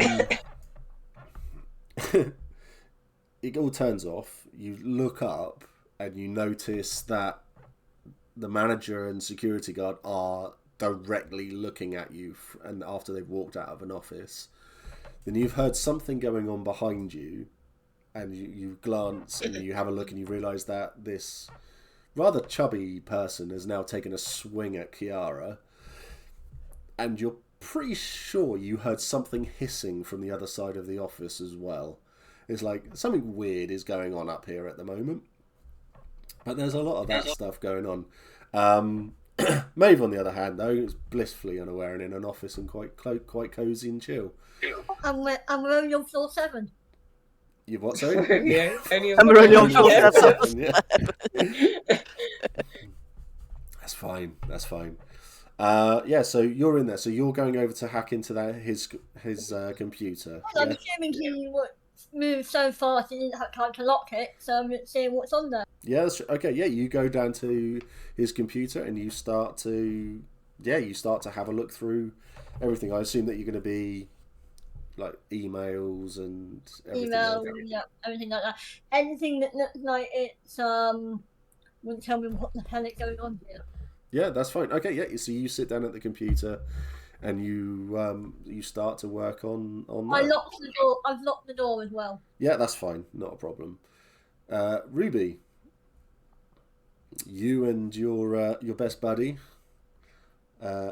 He is probably about 7 foot tall now, and is almost hissing. Looks very elongated and stretched out now, and he is reaching out to you. Yeah, completely up to you now.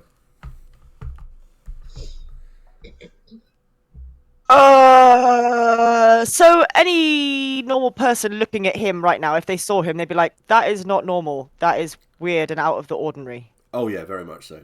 Yeah, right, okay, cool. So I'm not gonna worry so much then about I'm gonna go, is it Glabro, the next stage up from Homid? Yeah, if you want to. Yeah, well he's kinda big. Yeah. And so I'm gonna kinda get a bit bigger. To kind of match that. Yeah, that's fine. Yeah, you shift. So all of you have had a rite done to you. So your clothes will change with you. So you're not going to be like an 8 foot tall werewolf wearing like a suit and stuff like that. It just means that when you change, your clothes don't rip. So they sort of like get absorbed into you.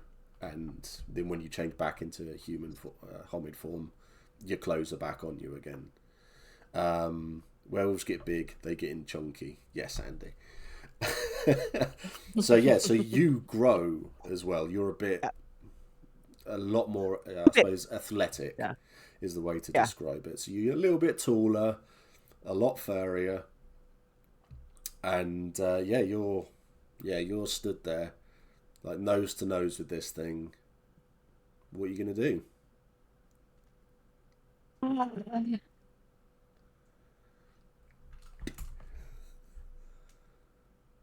I've still got my hand around its neck. Yes. I'm going to pull it in closer to me, like face to face, and I'm probably going to lick its cheek and whisper in its ear, "You're fucking creepy, mate. I see nothing." And then I'm going to try again and shove him straight out the door. Okay, that's fine. It's sort of moving with you as well, so it lets you pull it in and do all of that stuff too. It's sort of like its eyes roll back a bit as you whisper in his ear and lick him and stuff like this, like shudders a little bit. Give us a Dex Brawl roll. Okie dokie.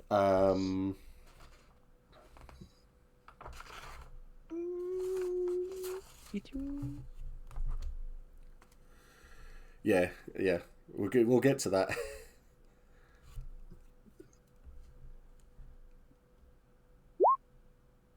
Oh, not good. Yeah, no, not good. So you lick it, and when you shove it back, you basically shove it, but he sort of like takes a step back, looks at you, and grins. Mm-hmm. The taste of this thing is disgusting. It's making you retch. And he sort of like that, and looking at you, it just like slashes out. Yeah. Cool. With its 7 fingers. See, because I'm using my phone to do all the rolling on this, I have to constantly not log in, but You can do gem roll on Roll20, so it's just you. nah, it's fine.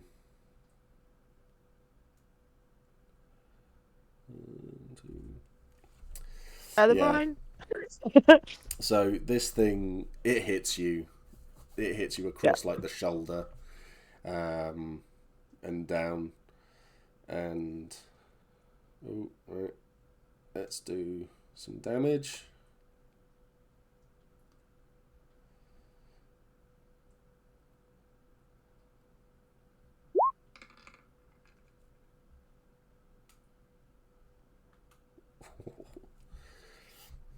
Okay, so you've taken 4 back. Can you roll your stamina? Yep. Just your stamina. It's plus 2 at the moment, isn't it, in this form? Yeah. Yeah, +2. and then let's see what happens.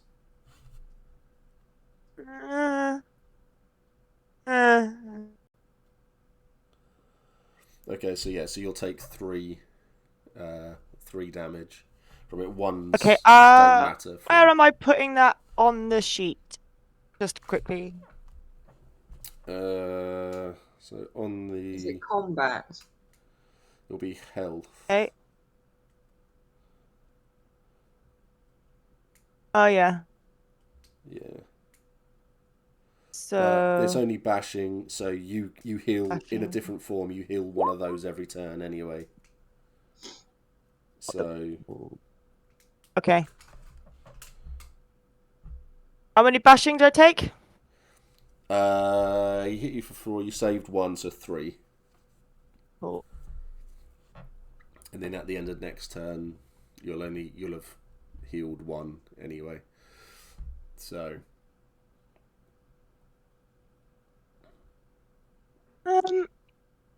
Yeah.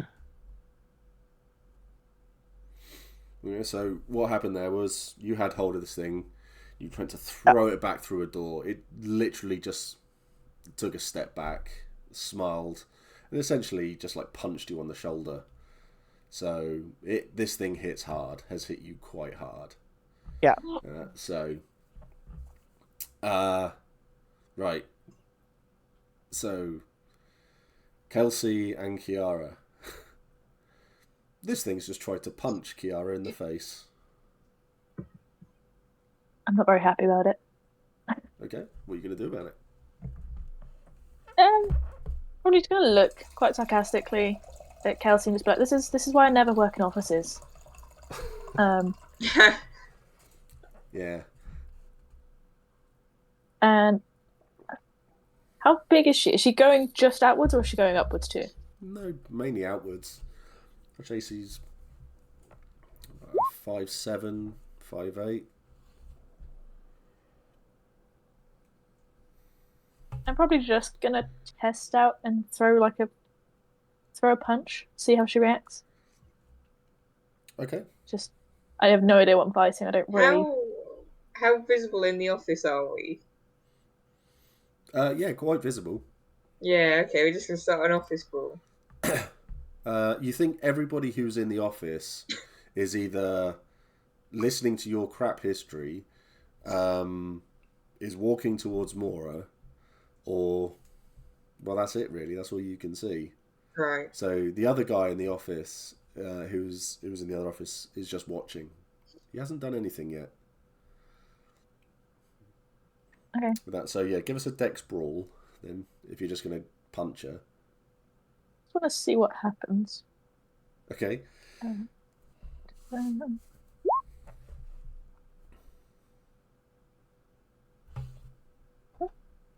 on, twice. I didn't. It might have just spam clicked by accident. That's I fine. can roll it again if you want a final, but No, that's fine. It's both come with the same thing. So next brawl. So you punch her in the face. and I just want to see what she does.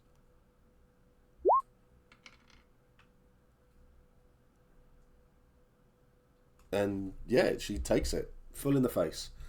Her nose sort of like implodes across her face, and she stumbles backwards. She's got blood pouring down, and she starts hissing at you. She starts to get bulkier and bulkier. But yeah, it's like the teeth are there, and she's like got little claws on the end of her fingers, and then she starts walking towards you.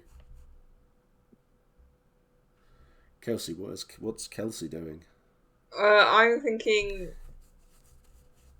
while she's focused on Kiara, I might try jump on her back and get a chokehold going. Okay. Because she's not going to see me coming. No, that's fine. Okay. If we're going to start an office fight, we might as well win an office fight. Yep. Okay,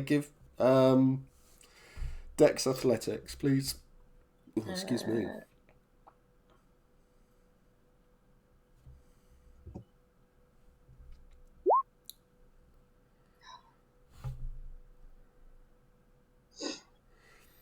Yeah, that's fun. Yeah, you jump onto her back and you start to try to choke her out. It's not really doing anything. You've noticed. It's like normally if you're doing something like this to choke someone out, they would immediately be on that. But you've realised that you're not really stopping them from breathing or anything like that. They're just, you're on their back and they're still walking towards Kiara. That's fun. So, Mora, you've got the office man. You've got Tim and security guard walking towards you, and you've watched Kiara dodge a punch and then punch some larger woman in the face, and then Kelsey jump on her back.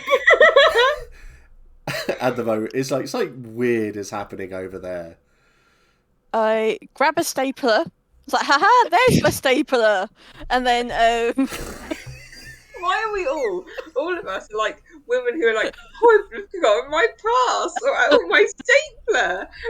Like, badasses, yeah. I'll quickly walk and then just, like, pretend I haven't noticed Tim and his friend. And walk quickly to the commotion. And see if they react. This is not my office. Yeah, that's yeah. They stop you. Excuse me. The security guard has got his hand on his gun. It's like, you don't work here. You've just tried to hack into that machine. We've just had something come and tell us. It's like, who are you and what are you doing here? Please I throw the stapler down. at him. You throw, okay. Throw the stapler at him. Dex athletics for me. Okay. Oh, good. I have 1. 4. That's amazing. This is. What about your Dex? Oh, Dex. I thought you said strength. Sorry. No, dexterity and athletics. So yeah, yeah, don't do athletics. Exactly, Islands. This cannot go any way but well. Better. Yeah, that's right. Okay. Fucking what's the damage of a stapler? Do you get hit with the pointy end or not? Yeah. Because it's put in a staple as it goes. How much strength have you got? You know what? I don't care. 1. I really don't care. I don't care. That's too good. And considering the connotations of a stapler on this channel as well, that's just yeah, exactly. Zara, she wants yeah. You throw this stapler at the manager, and it smacks him square in the face.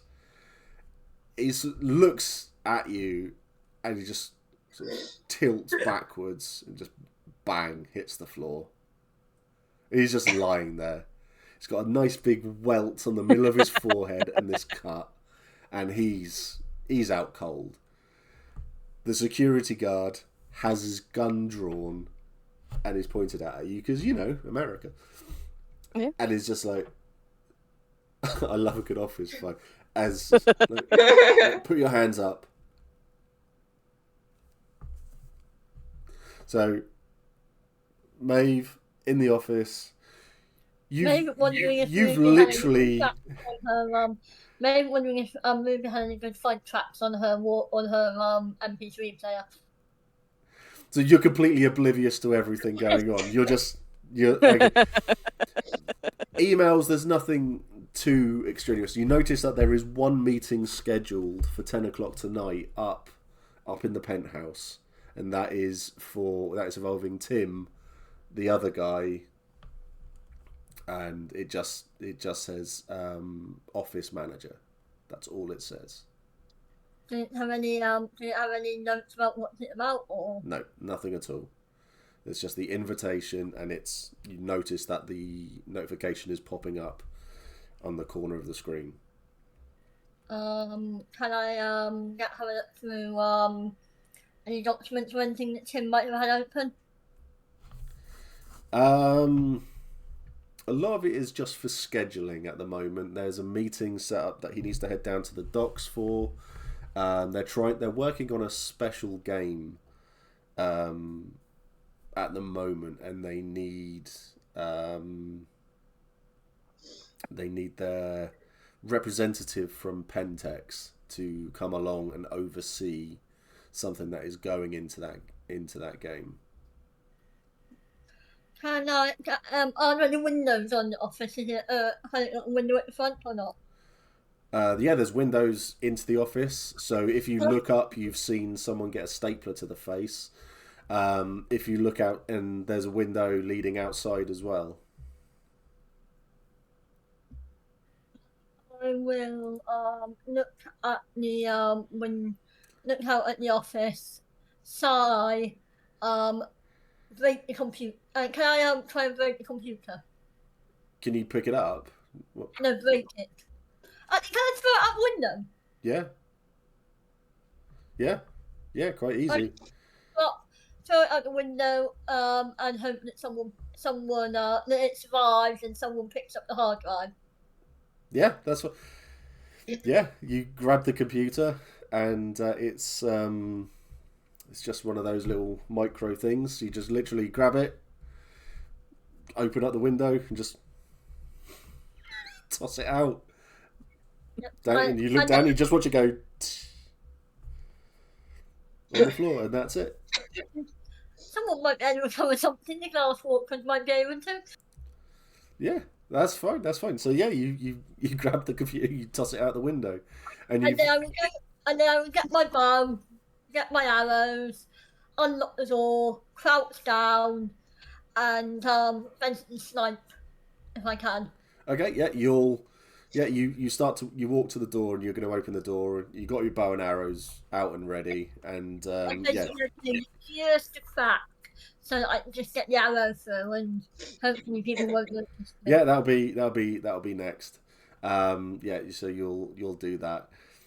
Okay, so Ruby, this thing has just punched you quite hard. Yeah. Ow.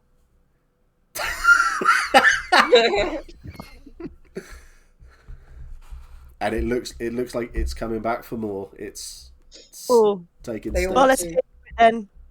Let's have it. I'm gonna go for it. Are we doing minuses for called shots? No. Okay, you're gonna kick it in the face. Yeah. Okay. So yeah, Dex Brawl. Okay.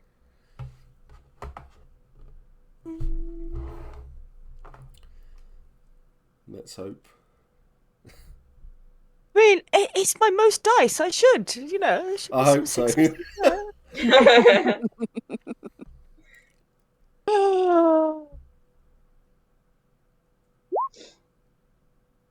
Better. Yeah. And the last time I tried to hurt it. Yeah. Okay. So yeah, that's fine.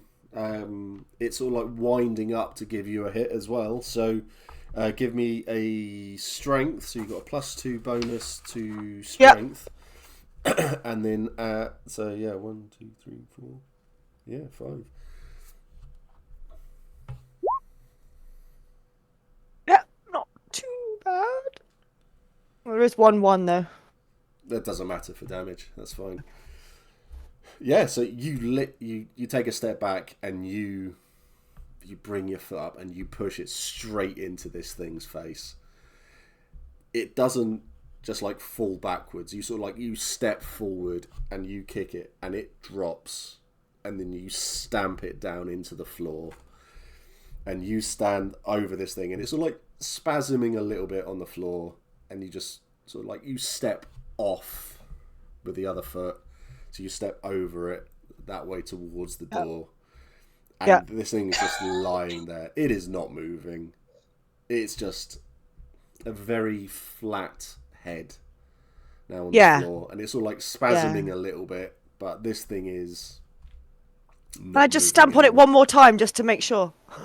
Just really like... Yeah, you stamp down on this head again. And it's leaking. Want to make sure. It's leaking slightly out the side. Yeah. There is nothing much left of it. It's not really going to... That's fine. Give you That's too good. much awesome hassle. So loving it. That's how you deal with a fire. Or a stapler. So what are you going to do after you've done that? Are you opening the door? I'm going to start... No. I'm going to go back to what I was originally going to do, which is search the archives for evidence of who owns the company. Right, okay. Yeah, that's fine. That's fine. So do you change back into your human form? Now that it's like, I'll change back into human form. I was going to maybe attract attention if I couldn't deal with it by myself, but now that it's dealt with, I'm straight back in. I'm like, oh, no, done, fine. Straight back into doing what I was doing. That's fine. It's dead, great. So you've stepped this thing through the floor. It's a mess on the floor now, and then you just like... back to the boxes, and you're going through everything there. Okay, so Kiara and Kelsey, this large office worker is slowly meandering towards Kiara with a Kelsey on her back. What are you doing? Will I be able to change form and then do something immediately? I don't know if there's... Yeah, because I'm not doing any of the rolls for changing form and it takes too long. I don't know where to go which form, but I think seeing that Kelsey having it literally in a chokehold and it just being still lumbering towards me has been quite like, what the hell? So I'll probably go Kreenos, fuck it, and I want to smash its face into the water fountain. That's a relic. Okie dokie. Yeah, that's fine. So do both of you do Dex Brawl for me, because this will be contested. Dex +1. Yeah, not Abe Lincoln's antique water fountain. I know, right? Poor Abe.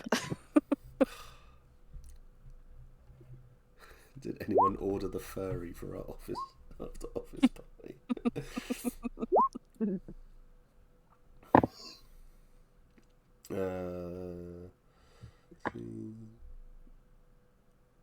Have you done your +1 Dex, Jess? Yeah.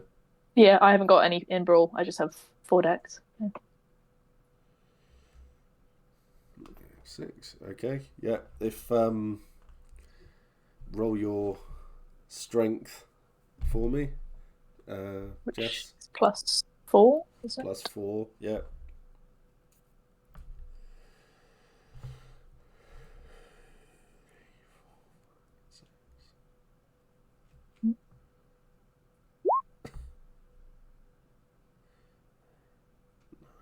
Yeah. Okay, that's fine. So, for this situation, so with Kelsey on the back, so like holds the head up, and you change into Kreenos, this you're like 9 foot massive, monstrous looking werewolf, and you don't. It's not really a punch. It's nothing like that. You just swing around and grab this person by the side of the head. And then you just keep on, the momentum just keeps on going around, and you slam the head straight into the water fountain. Both seem to evaporate with each other. There's water, there's brain and sinew everywhere. And Kelsey's just like, sort of uses the momentum to just like let the body get pulled away from underneath her. She knows what Kreenos are like. So she sort of stops. This thing is not moving. Ooh. Andy, I want you to give me on. Actually, don't worry about it. I know what's going to happen. Do you know how hard it is to get guts out of the carpet? Yeah, I know, right? The security guard who had the gun pointed heard this and looked. What? Saw Kiara in full Krenos, drops the gun, and is backing away. Just like doesn't know what to do. So there's tears in his eyes. He turns and he sprints. He runs towards the window and he's out the window. He's just gone to get away from this thing as far as he can. On the 7th floor. Yeah. Delirium. Yeah, this is the delirium. This is what it does to people. Jeez. So, yeah. Windows are now off limits to all Black Dog employees. I know, right? That's what should happen. Yeah. So you're all stood there. Well, apart from Ruby, who is still elsewhere in your eyes, and you're all looking at the office. There's a destroyed water fountain, someone unconscious by stapler, and an office now doesn't have a computer in it. All in a day's work. I'll change back into Homid as well. Yeah. That's great. That's efficient. That's so much damage in like 1 round, 2 rounds. It's awesome. Yeah, it didn't take much. 1 office destroyed. Yeah, it didn't take much. 23 more to go. Yeah, 13 more. Oh yeah, 13 more.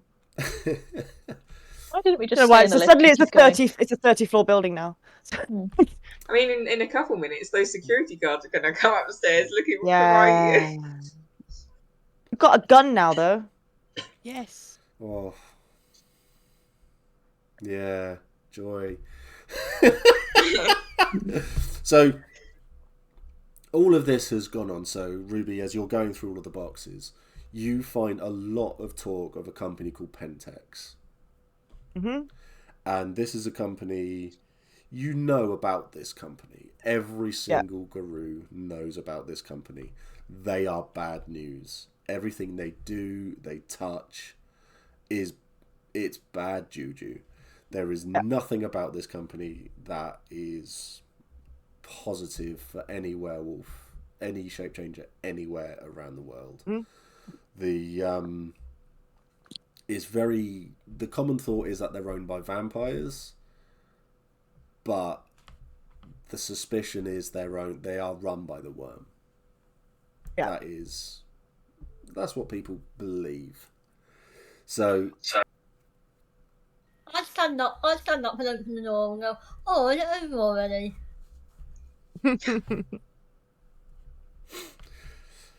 So sorry to say.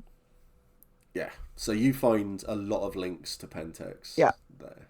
So I would imagine this is a small subsidiary company that's been bought. Like they do, I would imagine it's their major MO is like many different companies owning many different companies. Yes. Yeah. And it all eventually traces back to the. Yeah. Yeah. You find that there's also talks of this game that they're working on.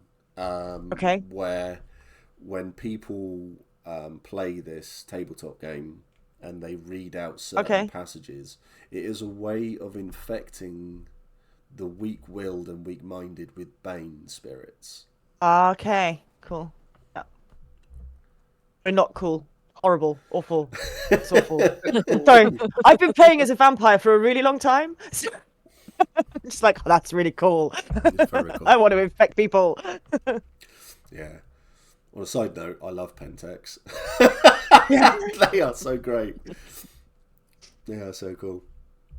And I had no intention of getting Black Dog games involved in this one at all. But here we are.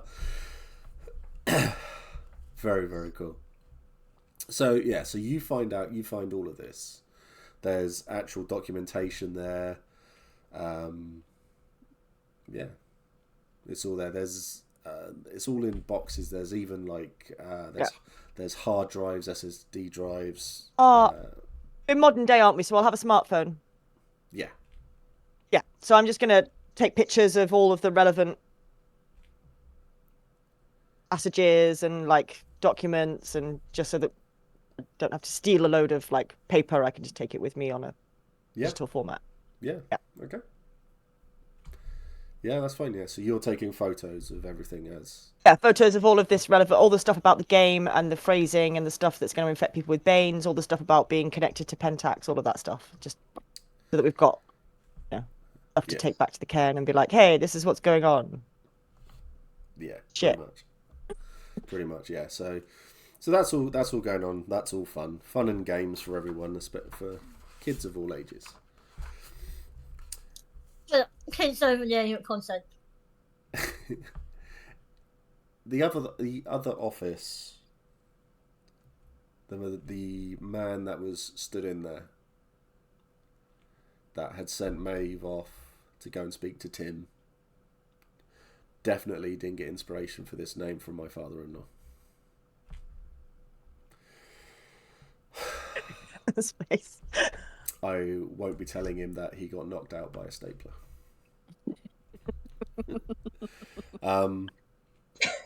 So the other office, the man stands there watching you all as you all sort of like congregate around what's left of the water fountain, Abe Lincoln's own water fountain.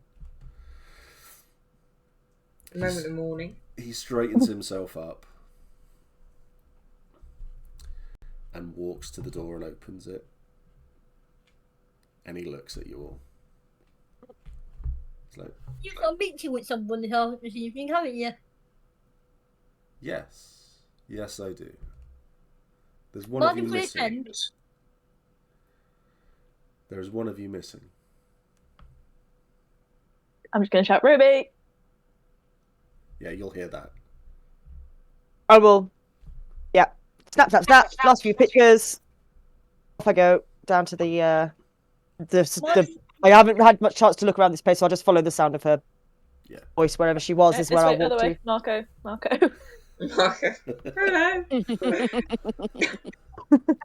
Mind if we tag along with you? Well, it's an interesting question. Reaches inside his jacket and he pulls out a gun. And he starts to point at each of you. I made my bow and start pointing it at him. He points it at Kiara. Okay.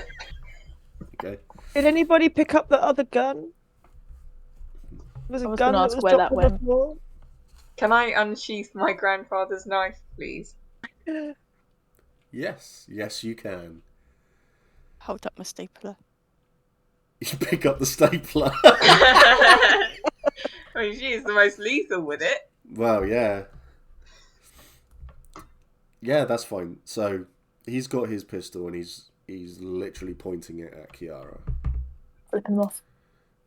You're flipping him the bird. Mm-hmm. Maeve has got an arrow knocked and aiming at him as well.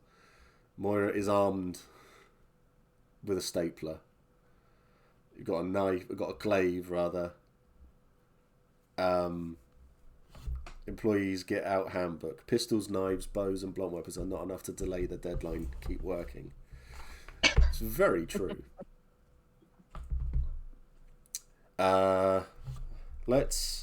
Right, so we'll do this in a specific order. Let me get this up. Heath takes a shot at Kiara. Does anyone, I don't think anyone does have it, but who has heightened senses? I don't know why I put my hand up. That's weird. But I do.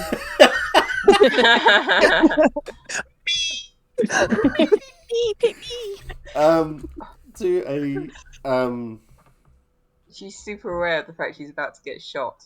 Perception. Do perception alertness for me. Okay. Any advantage for my heightened senses? Any pluses to my roll for that? No. Okay. No.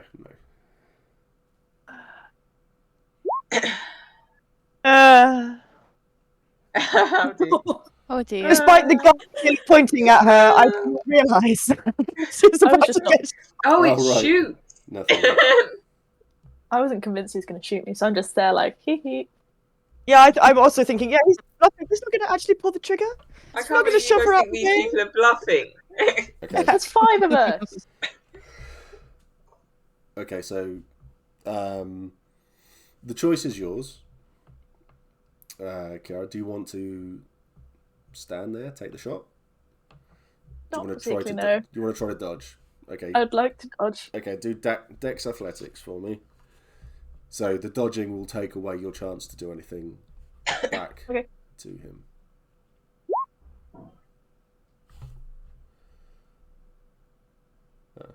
Unfortunately for me, you dodge. Yeah, he takes a shot, and you sort of Agent Smith it, and see Helen will get this reference now. And you just dodge out of the side, and bullets. I'd probably just roll into cover, kind of in like behind an office area or something if I It could. slams into the wall, and there's a hole like that in the wall. This is a free one for those with heightened senses. Well, for Ruby only. That's not a normal bullet. Okay. Is it silver? That's silver. That's a silver bullet he's fired there. This guy needs to go down. I'm going to call that out loud and be like, silver bullets, so that everyone is aware. Like, dodge those rounds. Okay. So Big old entry wound. So Maeve and Mora are the only ones ready for combat. Oh, thank you so much. Willow donated. I love it. Willow, if you want to dictate anything to happen in game, please let me know. I've just realised I'm now being covered up by the donations. That's another reason to donate as well. It covers me up. Added bonus. That's really cool. You should have started the stream naked. Now the question is, are the staples silver? No, they're not. No, they're not silver. That would be amazing if they were, though. Silver staples. Can you imagine? And the staple gun. So, I just wanted to give a little wish you all a good time. What we're doing is, if you donate, then you get to dictate something that you're saying good that can happen to the party, or something bad to happen. Completely up to you. Completely up to you. So, if you want to, I don't know, give them something, give them a bonus, give one of them a funky weapon. I don't know. We've had a donation. We've had marble ceiling tiles drop on a security guard. That was a good one. I enjoyed that. So, yeah, completely up to you. So yeah, Mora and Maeve, you are the only two who are able to really do ranged combat at the moment. It's turning into his bow an action, and can I use my bow while in hispo form or not? You can't use your bow while in hispo because that is essentially a very large wolf. Okay, yep. No opposable thumbs. Can I shoot him then? You do what, sorry?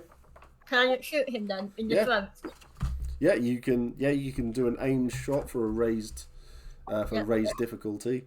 So that would be Dex firearms, because unfortunately that's what they've got for bow and arrow. Nice.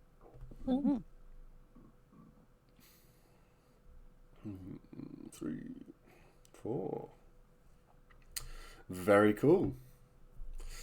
Okay. It wasn't a special bow, was it? So It was. It's my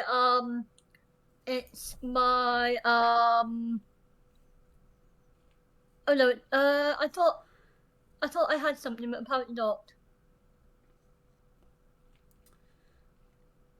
I thought I had a special bow, but apparently I don't. No, that's fine. Normal bow. So roll your strength for me. Haha, I have 1 point in strength. That's all right. You've got some successes here. Oh, no one as well. Huh.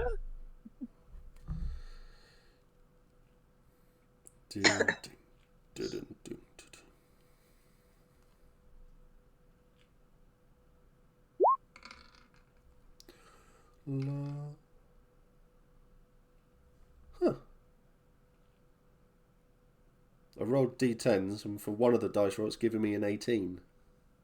That's impressive. Oh yeah. So I'll ignore that one.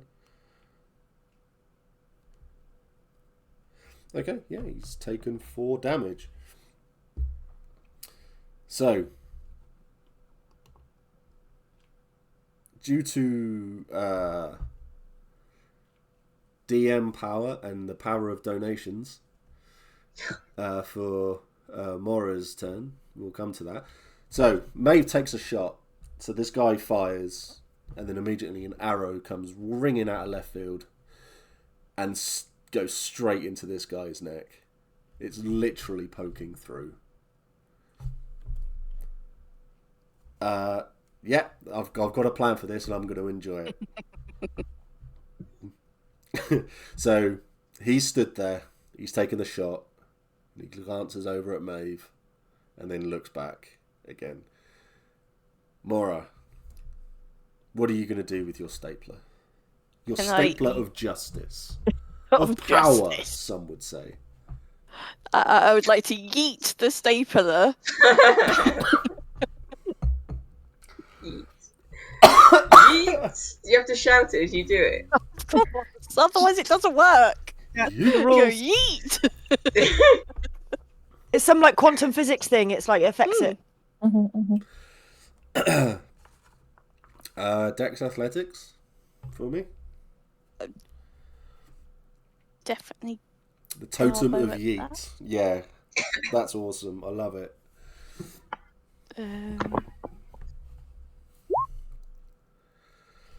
Oh. God. Oh, the yeet is not so much yeeted as No. Really well at it. It's fine. The blessing of the totem means that we ignore all of the botches on that roll. Yeah, so actually it doesn't matter. Use the yeet, but you won with the yeet. You have this. You have this stapler. You're focusing on the amount of spiritual energy that's currently in this building. It's like everybody is watching what is going on around you, be them totem, be them... Oh yeah, that I'm really hoping so. That would be amazing. How dare you read my mind, Zara? How dare you? You feel like everything is watching you at the moment, and there is a spirit that's linked into all of, like, to the network, to the computers, to all the electricity in this place, and it is flowing there. You reach out and you feel the connection through these spirits. You have this stapler and you've seen it take a shot at one of your friends, and you throw it. You throw it really badly, but it arcs, and you notice it sort of like moves a little bit in the air. It's like getting little bits of thrusters are coming off on the side, like little electric sparks that come off, and it hits the guy in the side of the head. But it doesn't bounce off. It sort of like hits him and welds to him. It's like the plastic on the stapler is melting, and it sort of sticks to the side of his face. And he turns and he looks at you, and then all of a sudden, the electricity in this stapler from this spirit that has been there explodes out of it. There is not much left of this guy when the electricity hits. He literally explodes. There are bits. Messy, is it? There are bits of him everywhere. The stapler just drops to the floor. If you're within 20 feet of this guy, you have got bits of this guy on you. Magic exploding stapler. Great. That's great. And he's literally just there. So you'd walk over to this stapler, and this stapler it's steaming. It's parts of it are melted, but it's steaming. But when you pick it up, it's still cool to the touch. For you, it's totally fine. But you can feel the presence of something in this stapler now. Thank you. And I'll put it in my pocket for later. Yeah, Everyone's just looking at Mora, just like, what? I'm looking at Stoneheart, actually, seeing how she's reacting to the ick. Like how much she's trying to clean it off her. I don't. This is an ick I can get behind. Okay, cool. Just, you know. It's gonna be ick. Make it this kind of ick. It's body ick, you know. Yeah. Like it's come from your body, so it's fine on your body. I'm walking over Nick and just wrenching my arrow out his throat, cleaning it off and putting it back. There's not much of a throat left. But it's just lying there on the floor in ick. Yeah, you pick it up, you give it a clean, and you put it back. And then I turn around to the rest of the group and say, I think we have a meeting to go to. 10 o'clock, penthouse. Excellent. Can I go pick up the gun that the guard dropped, please? Yeah. Or his gun as well, and offer it to Oak. You pick up the security guard's gun, and that's fine. I got no firearms. And you pick up the other guy's gun, and you're holding it for a couple of seconds, and you're just like, no, you just drop it. It's like there's something wrong with this gun. So, can I just kick it to a corner then, and just be like, get that away? Yeah. Yeah, that's totally fine. You boot it away, but there's something very wrong with that gun. How big is it, and does anyone have a bag? It's a Desert Eagle, so it's about yay long. It's quite a big gun. But yeah, I'm pretty sure that you've all got some way of holding it. Can I hold it? This would be interesting to maybe take it back, just like as werewolves to investigate, like what the fuck. Can I hold it for long enough to unchamber the rounds? I've got firearms so I should be able to put the safety on, take the bullets out, that sort of thing. Yeah, you pick it up. You really don't like holding it. You put the safety on, but you don't want to take the bullets out because they're silver. So you want to leave it all as is. But you just, can I break it? Can you break it? Yeah. As in just make it so if anyone else trying to fire it, it's going to go off in their face. But you've put the safety on, so that's as good as you can get without, because you really don't want to touch it. Okay. So you just put the safety on and you've left it like that.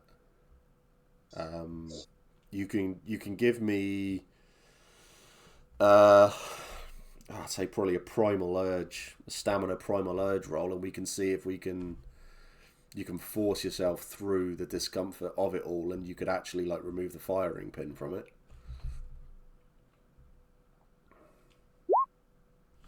Probably not.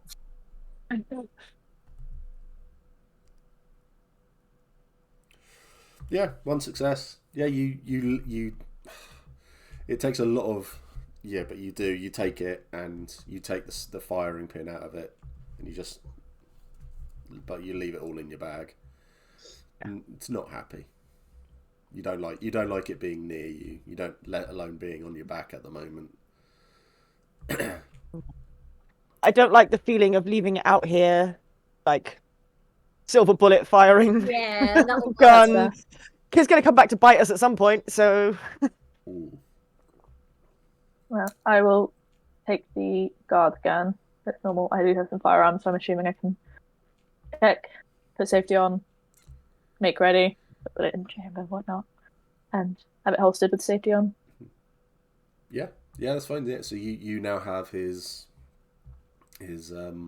not quite so impressive gun, and you've taken that with you. Shoved it in my belt. Is your dagger, is your glaive still out, Helen? Well, I did get it out. I just haven't been able to use it. These lot are so effective. Could you do a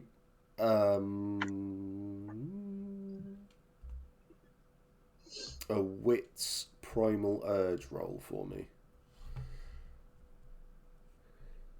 Yeah.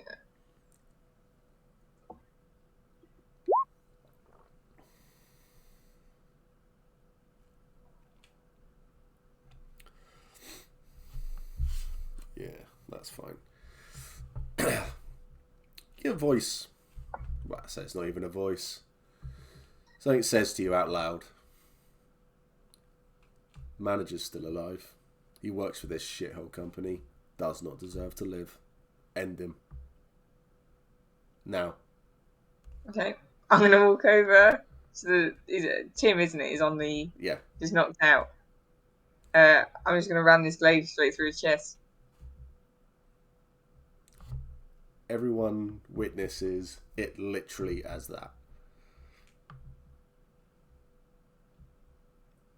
We hear the voice. You don't hear the voice. Okay. We just see her walk up and in the chest, I'm guessing. Straight Yeah. away. Yeah. You say nothing. You say nothing. Nothing. Like nothing. Yeah.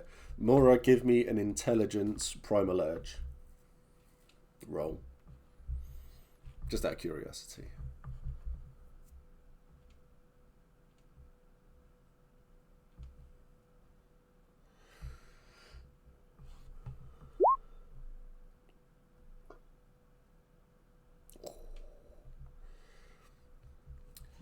Yeah, what the fuck is that knife all about? That glaive. So it's like a 10-inch dagger, ornate, ritualistic.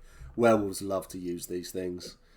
There's something about that at the moment. That's there's a lot of alarm bells ringing in your head. A turn to Stony and a Stony. Stony. I just murdered a man in cold blood. Stony. So what the fuck? He was wrong. He needed to die. Wrong? I mean, I know they're all wrong here, but... I He know was they're wrong. wrong about a lot of things, but... He's a toxin on this planet. He needed to die. Thought the stapler was bad enough for him. But really not enough. You leave my stapler out of this.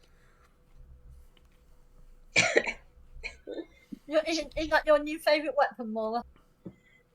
You have no evidence. Get back.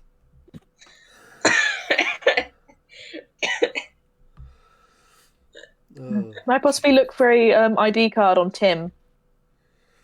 Yeah, he's got a security pass just attached to. And I'm just going to kind of dangle it and be like, Can I get the one from the guy we killed with the stapler? Can you what? Sorry. Get the security pass from the guy we killed with the stapler. Exploded one. The get exploded, the exploded guy. head. Yeah. Pasted to the wall. Yeah, that's fine. Feel it. You search him, and it's in sort of like what's left of his jacket pocket. There's a pass in there. No name, no photo. It's just got it's just like a blank card. It's like a Platinum American Express card. So there's nothing on it. It's just the strip and the chip and pin. That's it. They don't take their security very seriously around here, do they? I don't think they expect it to be blown up by a stapler. That was No. yeah. Thank you, Willow, for that. That was. Is there? Chef's I don't want to see the coroner's report on that. Is there any? I have a feeling there won't be one. Yeah. Is there any investigation we can do now that they're dead to work out what they were? Yeah, I'll tell them about my guy in the archives as well, and sort of describe his physical Okay, how many? manifestations, the weirdness of it, and everything, and let you guys know, like. How So many? And also what I found in there they as were well. Hissing. They're like snaky boys. Yeah, mine was hissing and snaky and teethy. How many of you have points in occult? Nope. I've got one. Nope. One. I did it again. What's with the hands? Me.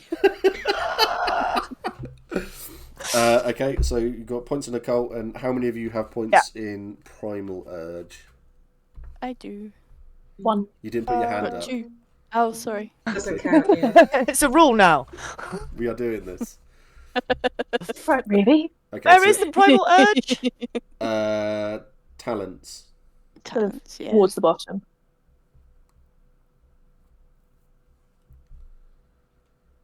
I have 2. No, I don't think so. But you've got occult. So I Just think occult, yeah. you've all got points in occult or primal urge. So this is all your. I haven't. You haven't got anything. Nope. Shall I close my ears? I'll take my headphone off. Yeah. Close your ears.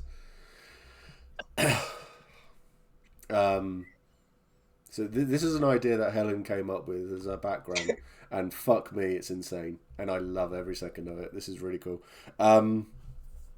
So you've known all of the things that you have killed. You know that they are things called Fomori. You have heard of them. They are essentially people that are so badly tainted by the worm that they never that they get manipulated. Their bodies get twisted and torn, and they essentially become it's like they're workers. That's what they do. The next level up from a Fomori is a Bane, which are there purely as security. So you're kind of lucky that the security card ran and jumped out of a window and wasn't a Bane, because if that was a Bane, it would have needed all of you to fight him, and you still might not have been able to kill him. So it could have been pretty... Unless we had a stapler. Unless you had a stapler, indeed. So it could have been pretty bad. But yeah, so you're pretty certain that it's their Fomori that you are fighting against here.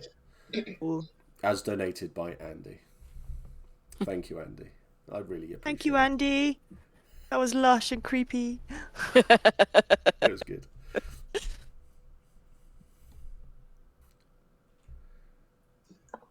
Hello. Andy says you're welcome to everyone. There we go. So,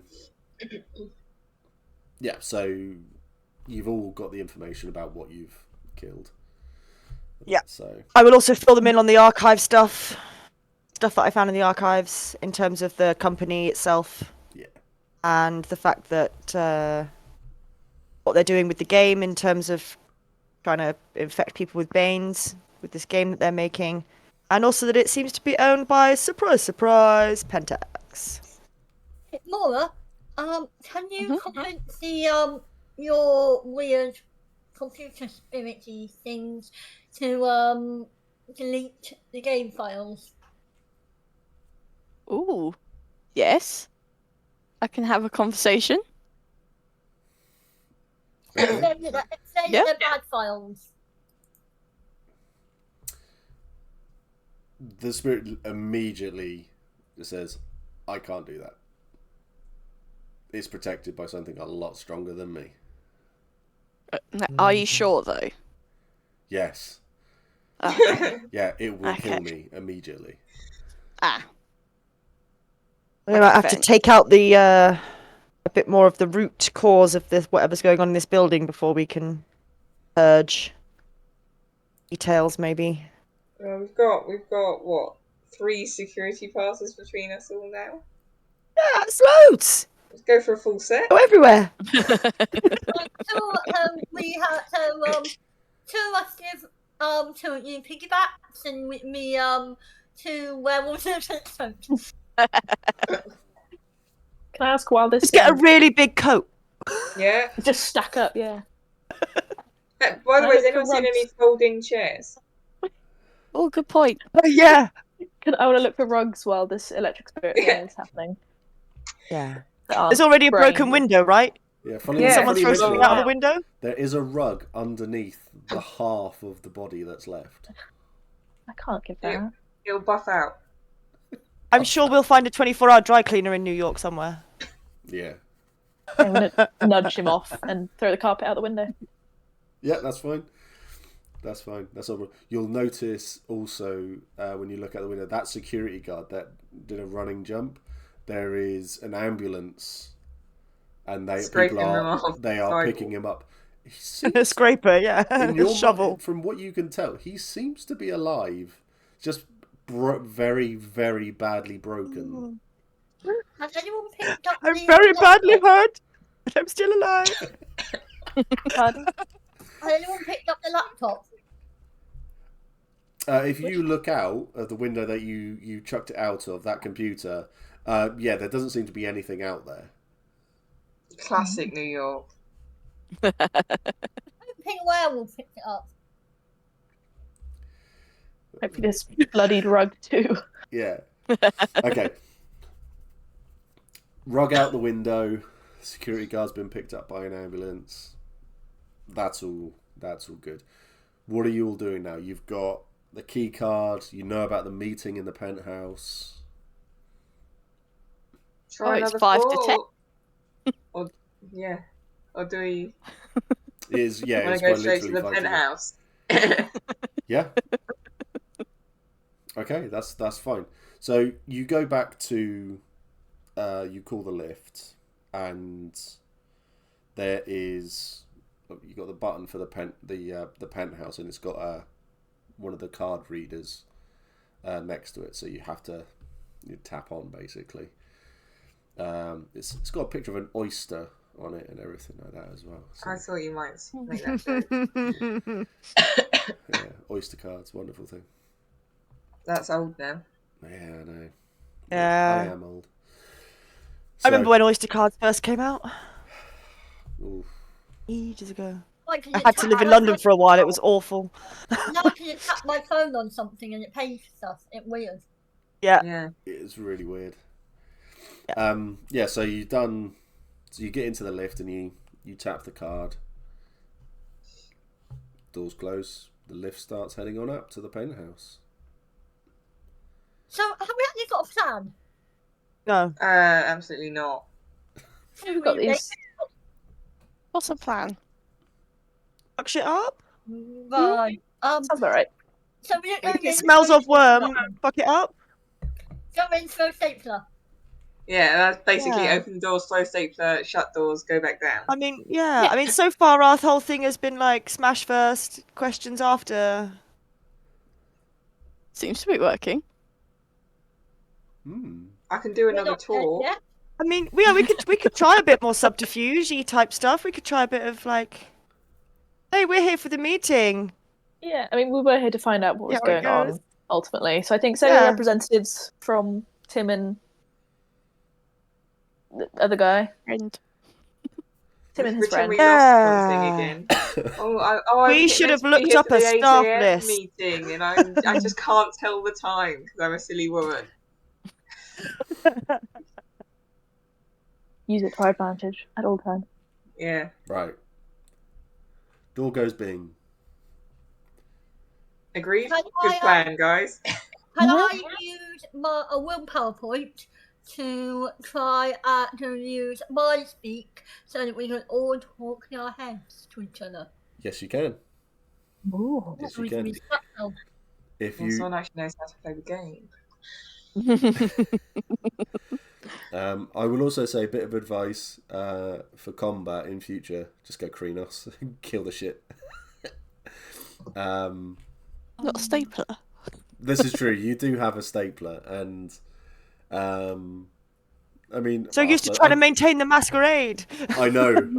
It's really hard to just be like, go for it, be supernatural. Yeah, we're suspicious and we're all the subterfuge and the politics and stuff like that. And I'll buy your house. No, werewolves are very much like, I'm going to destroy you, that wall, that chair, maybe a ceiling or two. I might scent mark it after. Apparently, I can only get 3 people with a lot 3 willpower. It's fine. We'll do it. 1 willpower. You can get everyone in because this is only a 1-shot. So, well, it might be. We might play again. Who knows? It depends. If people are having fun, then we'll do it again. So.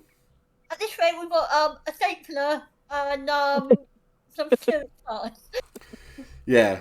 You got a stapler, a weird ass broken gun, and that. So I'm going to tear this guy. And a working gun. So that guy beat that guy to death with it, then bludgeon you with his corpse. Yeah, pretty much. So, can you use that gun? Go that way. Yes, yes, you can. Yeah. Good. So the door opens. There is a smell that engulfs you all. It's the smell of blood. It's not great. Doesn't smell very nice. It's very acrid, and in front of you, there's a pristine. Well, I say pristine. There was a marble floor. There is blood everywhere. There are bits of people. There are bits of sinew. There's bits of broken everything. Chair, wall, glass. There's things everywhere. More have been up here before us. Throwing a stapler around. Yeah. Can't prove anything. As you have a look around and you look a bit closer, you see there are claw marks in the walls, on the floors, in the people as well. Oh, someone got here first. You can hear a lot of screaming going off. It looks like the corridor that you are in, it has one of those one-way mirrors, one of those one-way window things that you get at airports. That part of that has been smashed. You can see like a security room and everything inside there is dead. The corridor goes all the way on, and at the end there is a big double door which is closed. There are dead people everywhere. You notice a couple of Fomori amongst the dead too, as well. Do you think Claw got here first? Party pooper. What for Maury? It were the things that we were fighting downstairs. The Right. We probably would weird, have long filled you in. fingers, horrible teeth. That thing I didn't get to listen to. Corrupted by the worm. They're humans corrupted by the worm. Right. But one step up from that is the Bane, which is super, super bad. Super duper bad. So, what are you Follow doing? the screaming? You're going to head towards the screaming. Yeah. I'm going to propose that to the group first and then be like... Yeah. Follow the screaming, 100%. I've got an arrow knot. Yes, I'll probably best walk around with the gun. Sort of out, ready. Okay. Mora, do you have your stapler? I have stapler, raring to go. Well, hey, if we need to all change forms into something that's slightly more aggressive, then... Yeah. We've all got Is it an claws action and to change form? Or is it like No. reflexive? No, I'm doing it reflexive. If we're playing Okay, cool. if we're playing properly, then it's a turn to change. But for this, it's just reflexive. So who is changing into which form? Kronos. Krenos. I will change into. Is that the? That's the big one, yeah. Yeah, I'll change into a big boy. Which is the biggest I can turn into without losing my bow capability? Glabro. I'll go Glabro. Okay. Can I fire a gun in Glabro? No. No. No. I'll stay Homid. You're going to stay Homid, so you're going to keep the gun. 2 in Krenos. Mora, are you staying in Homid? I want to yeet my stapler again. So, okay. Technically, you can do that in Krenos, because it's just in your hand. Oh, okay. Yeah, that makes sense. I'll be Krenos then. Okay. Don't need thumbs for that. So, 3 in Krenos, 1 in Glabro, 1 in Homid. A 3 different states in it sound more scary than it should. I know, right? I know. It's terrifying. I'll have to do some paperwork. So, Kelsey's glaive that she was using beforehand, where she could hold it probably in 2 hands, and the blade is like 10 inches. It's now in 1 hand and just a dagger. This is the form that a glaive's been built for. So, and if anyone looks at it, you'll notice that the blade itself, it seems to spark every now and again, but it's a different sort of sparks to the stapler. Very, very different. So the stapler's I've giving not got off it out. Huh? I'd like to point it out. I've not got it out. Oh, I thought you did. Sorry. Okay. No, I'm not crazy. Ignore. You don't get that thing out all the time. Yeah, ignore what I said then. I get out. Okay, yeah. So you've all shifted, and you're all walking towards the double doors. You hear, can it be described as crying now on the other side? Is someone opening the door? Who is gesturing to be like, do I want to knock it? Just be like, I'm gonna barge straight through. So knock. Yeah. Okay. So you do that. Inside, there is a massive. It's a huge room. There is a big stone, like a conference desk. Loads of desks set up, and there are corpses sat at these desks. People who are still alive, have just been badly beaten, are there just lying around and crying, and there is a few people stood at the head with a guy who is just sat there. He looks very calm, very cocky, but he's got an old man. An old man stood next to him. He's got the big frizzy hair. He's got the big beard. He looks like Billy Connolly in his heyday. He's not wearing a suit, but he looks very smart for what he is. But this guy is large. He has a staff with him, and he is holding someone by their throat. And the other few people with him, 2 of them are in what you recognise as glabro, but their skin is their fur is matted black. It looks very sticky. It looks very horrible. It looks like they've been swimming in an oil slick. There is one with them who is in Krenos. This thing looks the same, but his eyes are black. His claws are dripping with like this ooze. They are disgusting. You all recognise them immediately as Black Spiral Dancers. These are evil werewolves, essentially. You know that bad. In your head, you hear, so take the big one out first on the small or the bad? I think the bad's something more scary.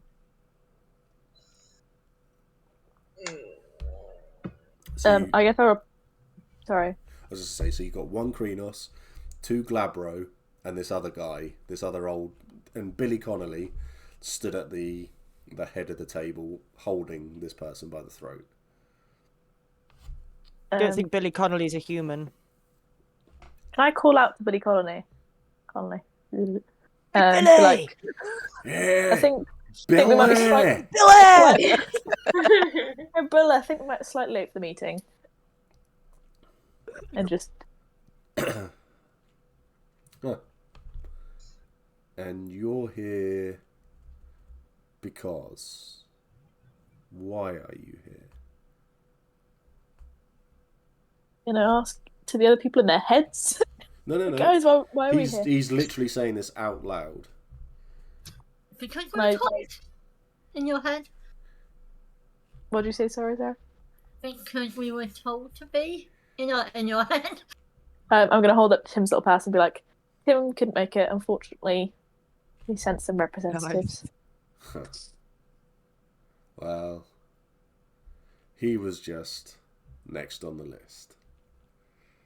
He raises his hand to the other three. It's like, no. You won't be needed to do anything here. It just keeps on squeezing this person until they stop. Their hands go limp. He just drops them. He just puts them back into their chair. So, they're all gone. And you're left. What is it you are looking for? Well, I suppose you've done up the business of dealing with this worm taking place, but your worm takes it yourself, so. The worm, the weaver, the wild, Gaia. All wonderful concepts. Does anyone have smell of true form?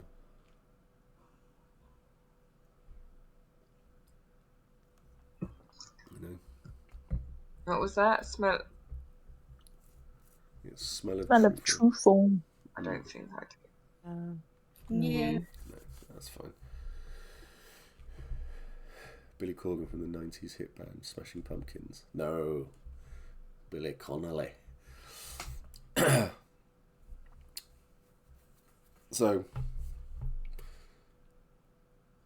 you've come to look into whatever, I'm assuming, Mother Larissa wants you to look into. Like good little pups you are.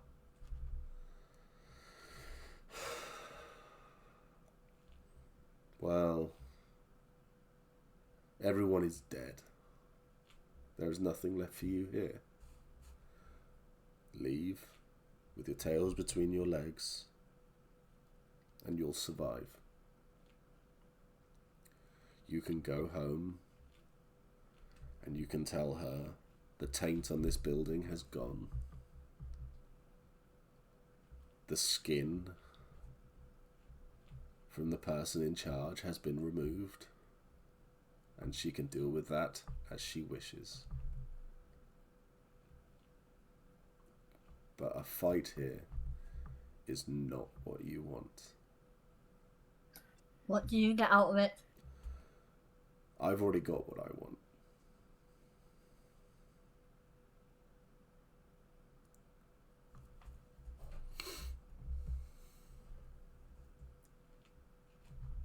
Which is... Well, if we die here, you die here. If you die here, you die here. I mean, I don't see any of us backing down, letting such a stinking, worm-crawling creature leave this building. Well, I don't tell you what I'm after. I don't tell you what I've got, because that's the most annoying trope in every single bad guy. All I am after is what I've got. And I'm going to leave. I'm going to go over to that window. And I'm going to jump out. And I'm going to fly off somewhere. These three, well, I don't care what happens to them. They will fight you. One of them might survive. The other two will die. But they won't talk. They would rather die than talk. I will give you this. I shoot him in the throat while he's talking. Yeah? Fed up with him talking. Yeah, Dex firearms. Go for it.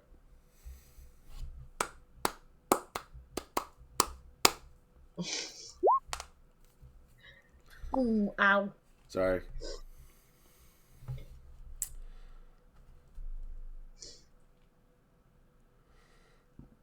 Ooh.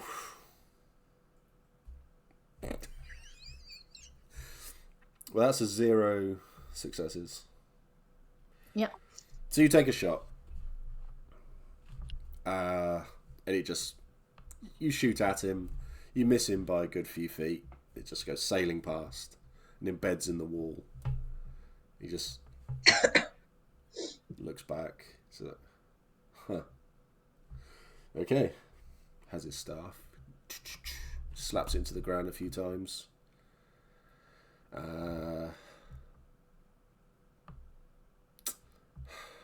What do none of you like? Ah, yeah. Silver. He stands on the table. Says some stuff under his breath.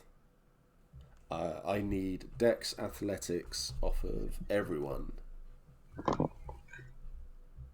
Sorry. We're all thinking it. So it's +1. Ooh. Ooh, -1, maybe, or maybe. Oh, I haven't got that in. Oh,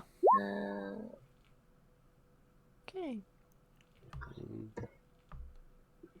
I mean, I'm mostly thinking he's rather arrogant to assume that we're going to stay here and fight the people he wants us to fight, rather than following him now that he's told us he's just going to leave. But yeah, I don't know what he's got. yeah. All right. Yeah, it's fine. 1, 2, 3. It keeps giving you like double numbers for 10s. Yeah, I know, it's weird and I don't like it. The exclamation marks. Oh yeah. Yeah, Afterwards. don't use those means one exclamation mark means that's known in Ken, double exclamation mark will mean something else. Right, let's try it again. Rolling a 25 on a 10 is pretty impressive. Have you got exploding kits or not? Non-separate or compounded? None. There we go.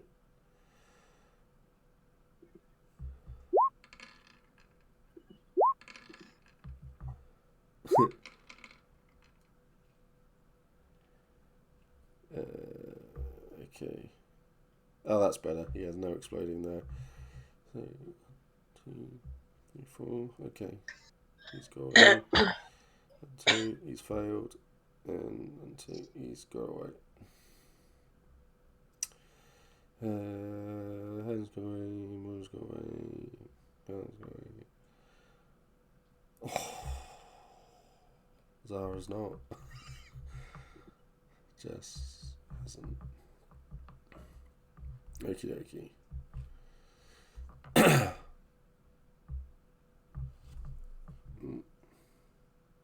Oh, I closed it and I didn't mean to.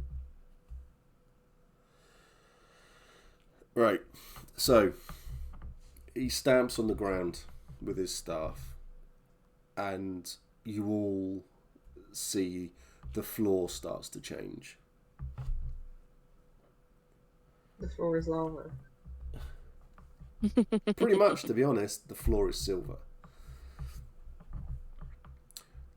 So, I don't choose in Glabro form. sorry? Don't I get to wear shoes in Glabro form? No. Damn. So everyone, apart from Maeve, jumps and gets onto like just a sideboard, a table, yeah. a chair, or something like that. Yeah, Andy, I have a free guess as to who this person is, mate. I'll give you that. Especially as you know now he's after skin. So he does these. The two werewolves in Glabro form and so Maeve, they literally scream as they take damage from the floor and then jump onto the side. So they've all taken 1 aggravated damage.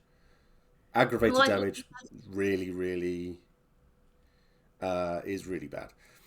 The person in Krenos jumps on. That was nice. Okay, jumps onto the table and they're all looking panicked at the floor. The guy. Mark that off. Sorry? Where do I mark that off? There is a health in combat. I think it was. So do I just take it down to bruised? Yeah. So he then turns. He watches you all as everybody jumps to get onto somewhere safe, and he looks at the floor. He looks at all of you, and he looks at all the dead people around him. He picks up his bag. It's just like, this is why I will win. This is why you will all fail. Sad. And he just walks towards the window. Can I throw my stapler? Yeah. Yeah. Dex Athletics. I'd also like to shoot the gun. Dex Firearms. I was going to try and jump and grab him. So I may have to go. Okay. A stapler, a gunshot. Sorry, I'd love to unsheath my glaive, please. Yeah, that's fine. I'm jumping on the table. I know, Andy. I'm horrible, aren't I? Okay, so stapler being thrown, gun being fired, glaive being drawn, and Ruby's. Dramatic dog style rugby tackle. You're literally going to rugby tackle him. Yeah. I'm jumping on the table. And you're jumping onto the main table. Yeah. Okay, that's fine. Right, so the three black spiral dancers are essentially stunned for a turn. They don't know what's gone on because they don't expect the people they're with to turn on them like that. So they are just stood there. So we'll have Kelsey draws the glaive.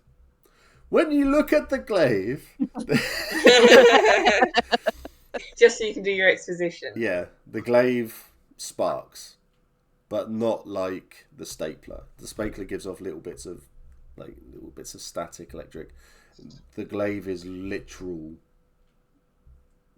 This thing sparking. It's like it seems to be a lot more powerful than what the stapler has in it. So, and you know that's got a fairly powerful thing in it. When you draw the glaive, all Kelsey hears is a scream, a shout.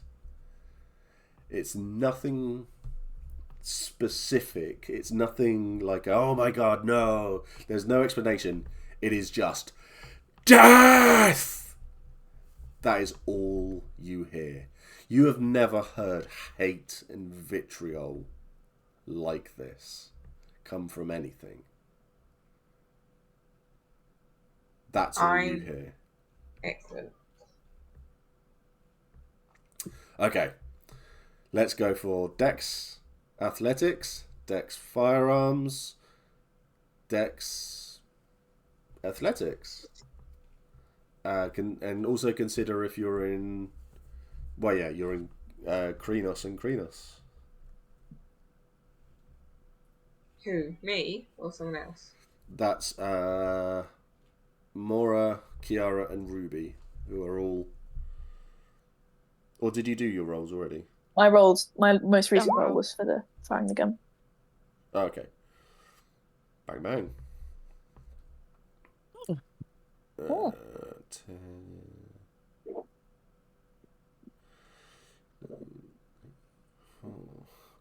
Ooh. Okay. And Mora, need your roll? It's the 12. Yeah. Oh dear. Yeah. Oh dear. Stapler just goes flying. Okay, right. That's a botch. Yep. But it was a botch paid for by your donation, so yeah. I will alter it slightly. Stapler gets launched. You're throwing it at this guy who's walking away. It hits one of the black spirals, lands in the middle of his back, melts into him, and just explodes again. That werewolf she's got a massive hole in it now and just drops to the floor. And then the stapler just sort of like rolls out to the side, looking fine. Okay. Let me do my roll. You take a shot. You hit. So it's 3 damage for a gun. That's fine. You rugby tackle, so I need a strength. Oh, what did you get? Oh. I think I rolled, sorry, if you wanted a strength, I think I rolled somebody else's roll. I rolled a dex and athletics roll. Yeah, this is for damage. Oh, for damage, yeah, sorry, yeah. Strength, 1, 2, 3, 4. So don't, just do your strength. So because you're in Krenos, okay. it's +4. Yeah. Okay.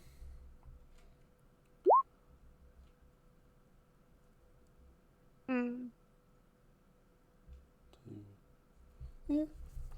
8 damage. Most of it was about wanting to get hold of him more than damage him. That's fine. You've grabbed him. You've hit him hard. I mean, you're in Krenos. It's going to be difficult not to grab him hard. So I want to be a very gentle werewolf. I just want to touch him. So the stapler gets launched and kills something over there when it was aimed over there. You take a shot. You shoot him in the middle of the back. If you've watched where it shot him, and you swear the bullet just came back out and just dropped onto the floor. It's really, really odd.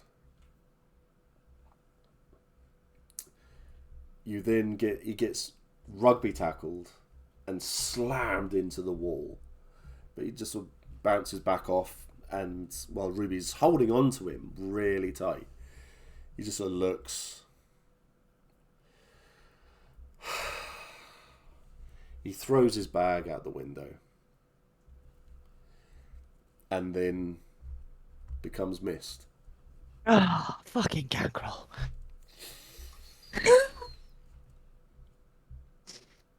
Just becomes mist and floats out the window. Let's go for...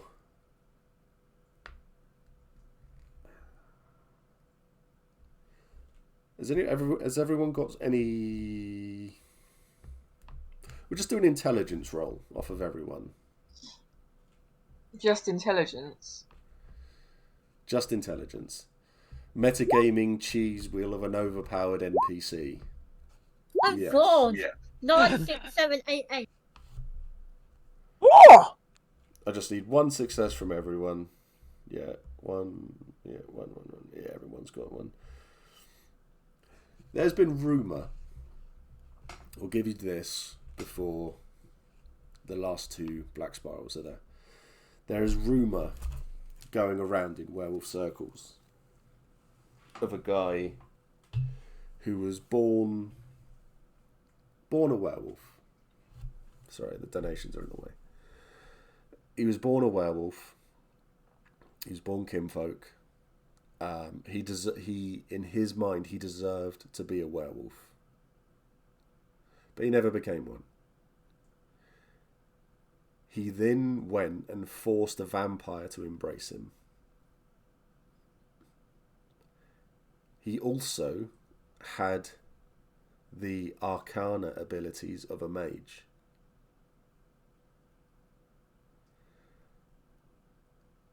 And he still has them as a vampire. And he still has them as a vampire.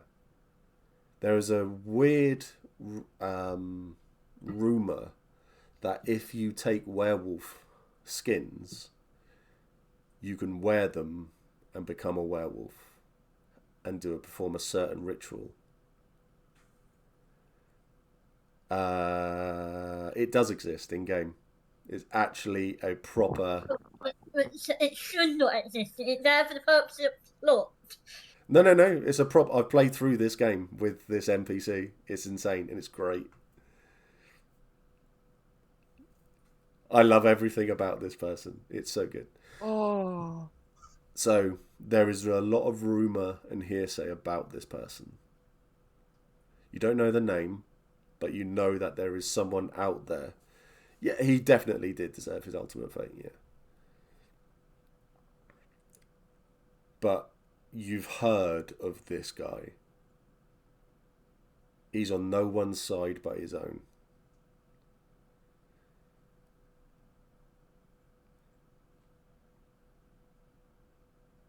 So, there are 2 Black Spiral dancers left there. Can I go for one of them? Yeah.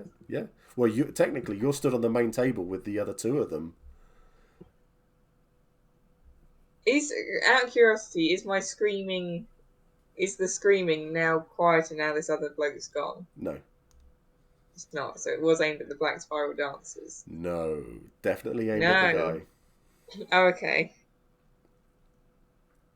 Can I just go for a stabby at the closest one? Yeah, so you've got the one in Kreen. You're sort of like stood in the middle. So you've got the one in the Kreenos, one in Glabro. Kreenos, please. Yeah, so yeah, give me a Dex melee. Oh, I always forget to factor in the fact I'm in a different form. So what I'm also doing, so for purposes of chat watching, what I am doing as well is essentially if they're rolling so well, I'm not even bothering rolling a defense because they're just annihilating what's in front of them. Got the power of my glaive. Like that. Okay, yep. Roll strength, please. Just strength. Just strength.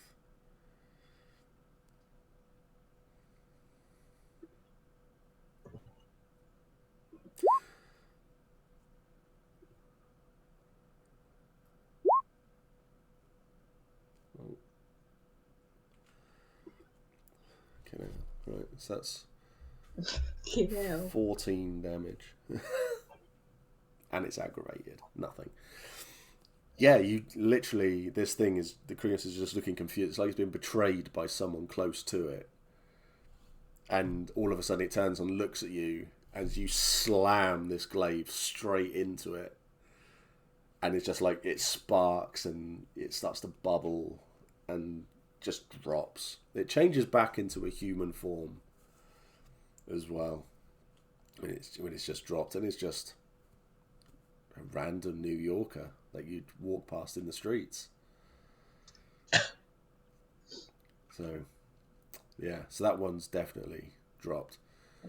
There is one black... Can I shout to the other one by any chance? Yeah. I just said, turn into your human form and tell us what you know, and we'll let you live. Just see, they've been betrayed by him. I'm hoping that can kind of... It turns back into its human form, and he looks panicked because it's watched everything around him where they were doing so well all of a sudden have gone. He just like, I don't know what to do. What's protecting this sense? It was him. He points at like a mangled mess in a chair. It's like that. That's yeah. That was a Fomori. Yeah, his entire life was literally to stop people looking into this place, and now he's gone. In your head, you do hear, you know we can't actually let him live, he's a Black Spiral dancer. Is that to everyone else, yeah? That's to everyone else. Yeah. Yeah. There's like a nod. Yeah, for sure. Why were you working with... And I just gestured to where the mist floated out the window. Him. He He's old and he's powerful and he needed help, and he approached our queen and she agreed. He said What did he need help with? And where's your queen? I won't tell you where the hive is. He said he would help us take New York. And she wanted... In return? Or? He wanted skins.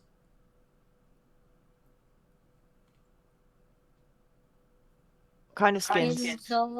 Kreenos. He wanted to skin someone in Kreenos. But they couldn't just be a black spiral. It doesn't work. He was after someone called Albrecht.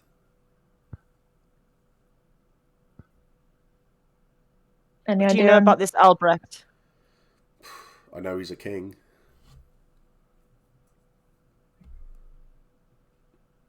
You know where he is? Is he in New York? Do you know where in New York? He's not in New York. Okay. You know where he's located? No clue. No clue. I'm more interested. Can I use my truth of Gaia to see if he is, in fact, telling me the truth when he says that he has no clue? He's got him surrounded. He's had everyone around him die. He is not lying. You know this. Okay, cool. So I'll give you that success.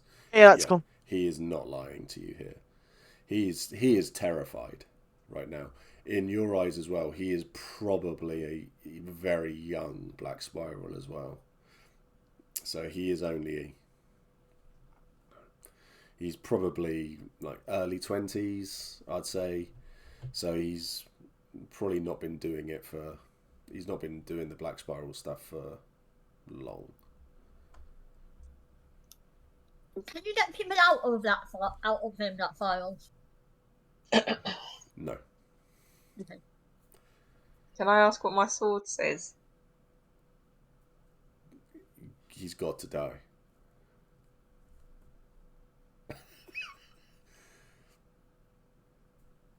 You're currently hiding behind your name badge thing as well. Am I? Sorry. There you go. Just peeking out. Yeah. If we hadn't interrupted you this evening, where were you going to be going after this? Home.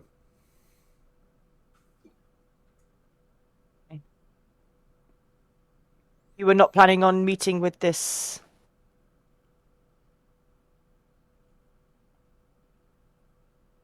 vampire again?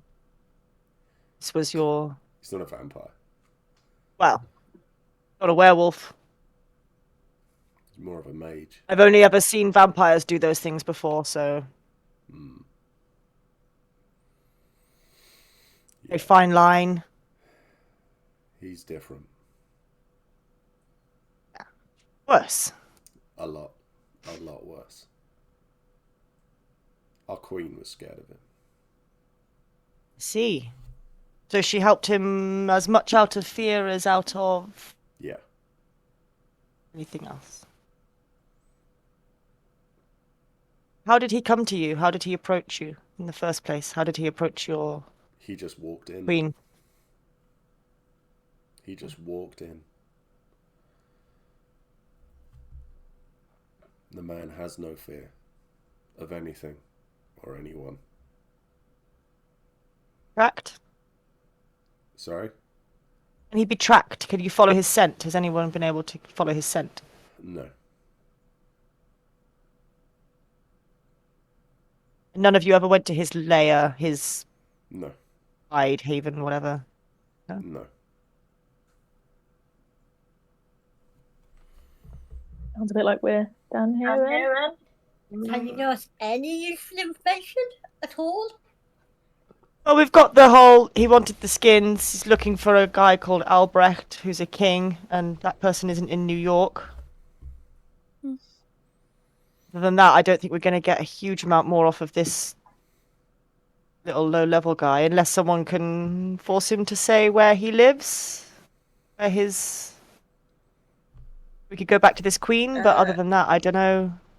Can I use the persuasion I've got to just try and ask him, is there anything else he thinks he could tell us that would essentially save his life right now?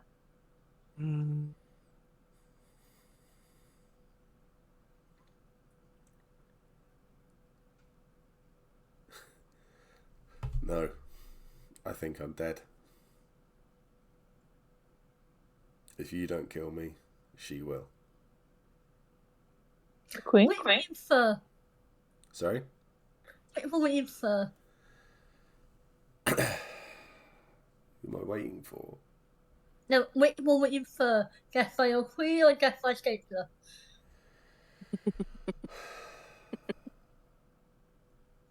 Can I say it's death by me and then stab him in the chest, please?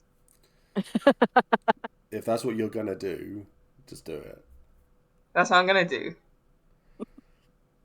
Okay, I'll give you. I mean, that's a surprise action because he is currently being questioned by 5 people. They don't really, and yeah, he's looking around. So all of a sudden, yeah, a knife in his chest isn't really going to do too much. So let's roll. You're in Krenos as well, aren't you? Yeah. Do a strength roll for me. To be honest, don't even bother doing a roll. Too late. Okay.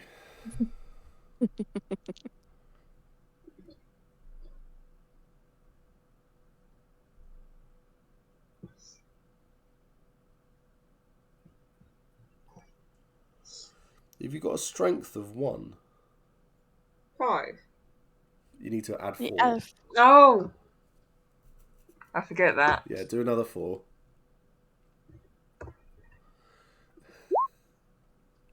Not that that helped much. Jesus. That's fine. Yeah. He's looking around. He looks really panicked. And then as he turns to look at you, you make eye contact, and then he realises that this glaive is in his chest.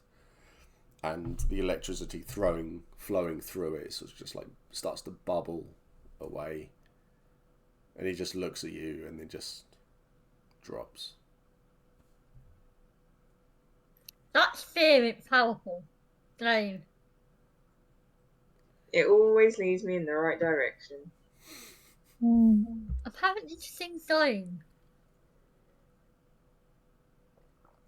It's a blade. I mean, you know, not going to lead you to bunnies, is it? Can we go get some beer and tell Mother Larissa what's going on? Yes, I'd love to speak to Mother Larissa again. We need to worry about cleanup at all? Oh, hell no. Is that something we need to worry about? Or are we just going to leave that to the evil people that are in charge of this building? Huh? Just let them deal with the bodies and the gunk and the... And we're not going to be able to throw them out. Yeah.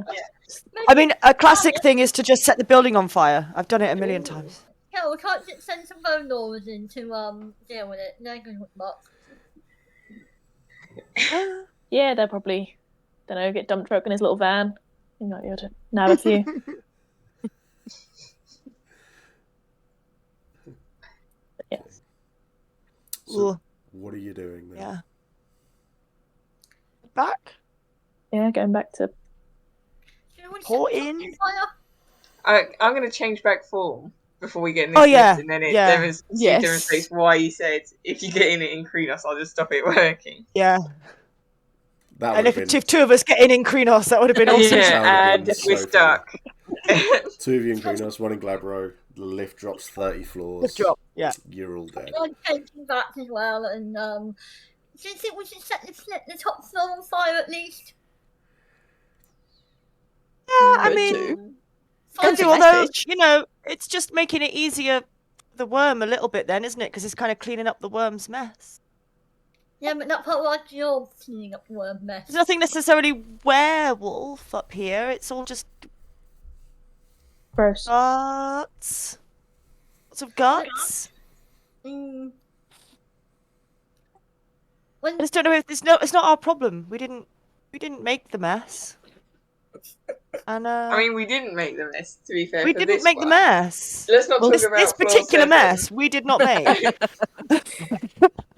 We'll tell Larissa about floor 7 and Floor 7 Yeah. was clearly the guy who launched himself out a window barking mad. Like, No, that it's was Tim. clearly the guy who did it.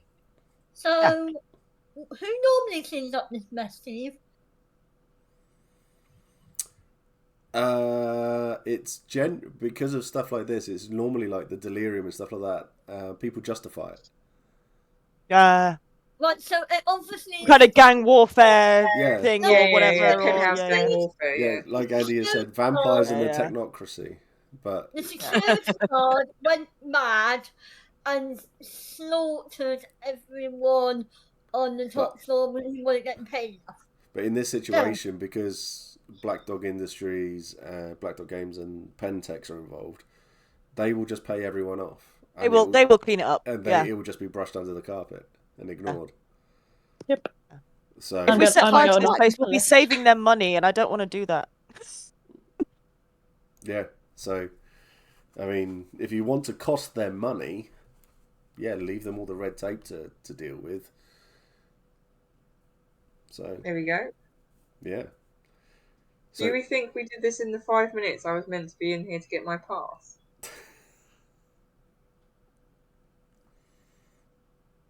Maybe neither we. We may still have to fight our way out, you know. You had to do your makeup. yeah. And then you had to. You got her period. Yeah, you had to kind of period products. I got lost on the way out. Because if you tell men that, they're just gonna be like, "Oh, it's fine." Oh. It's mostly men in here, right? So there aren't any period products easily available. So you have to one. There is no period police in this building. It's fine. That's what's on the 7th floor. I just had my period, right? Just all over the place. That's the penthouse right now. Just all of us all had our spontaneous period at the same time. Synced up with the moon. What can we say? Werewolves. What are you gonna do? Why is there a gun hole in the wall?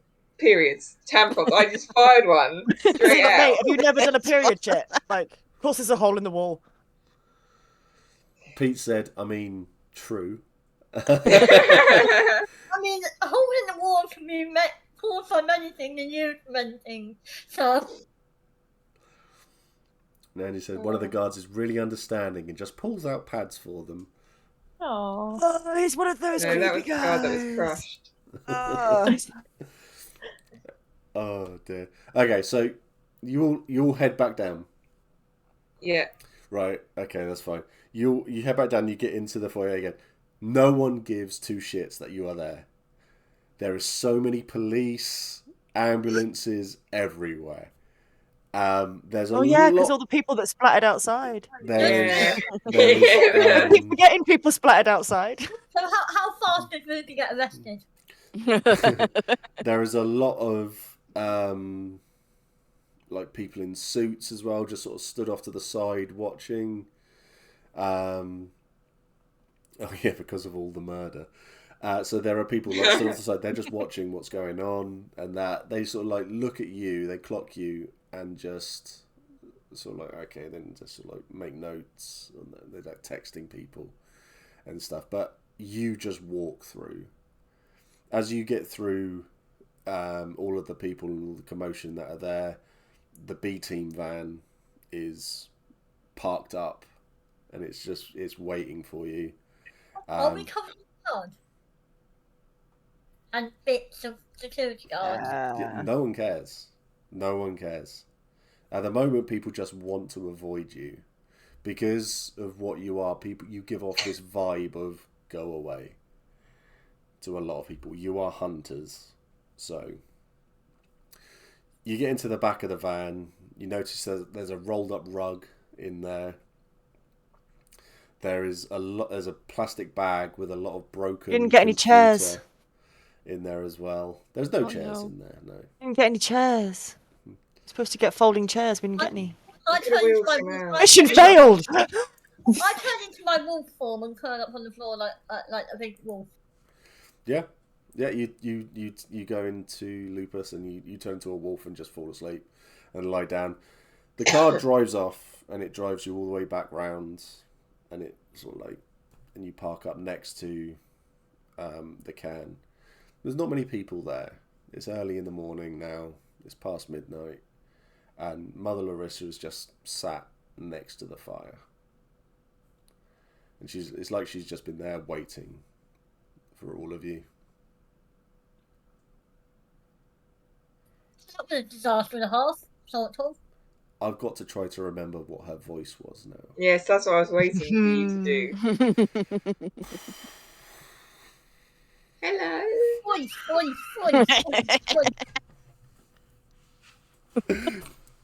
Oh, hello. Oh, I see your throat infection's getting better. Yeah. Oh no, it's back. No, I've forgotten it. I've completely forgotten. Yeah. Not the Messiah. You're not the Messiah. It's a very naughty boy. Very naughty boy. You're a very naughty puppy. Yeah. Yeah, I've completely forgotten her voice, so I'm not doing it. So you'd walk back in, and she just motioned to some chairs that have been set up. Are they folding? Wait, are there any women here? No. I turned back into Hamid. Yeah. Oh yeah, I did that before we left the building. Yeah. Yeah. Yeah, I know. 100% did that. Yeah. Yeah. Yep. It would be a very different reaction if you hadn't.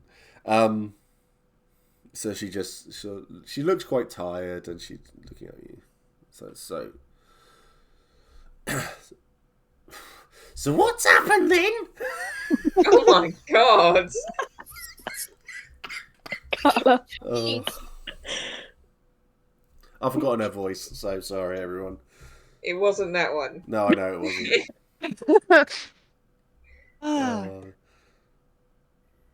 I just got wine up my nose then. Thanks for that. That's all right. I'm happy to help. So Do you what? want the good news or the bad news? Or the very bad news? Yes. Good news, you should be able to see the building again. Bad news, Black Dog are creating a program to corrupt people into the worm in a game.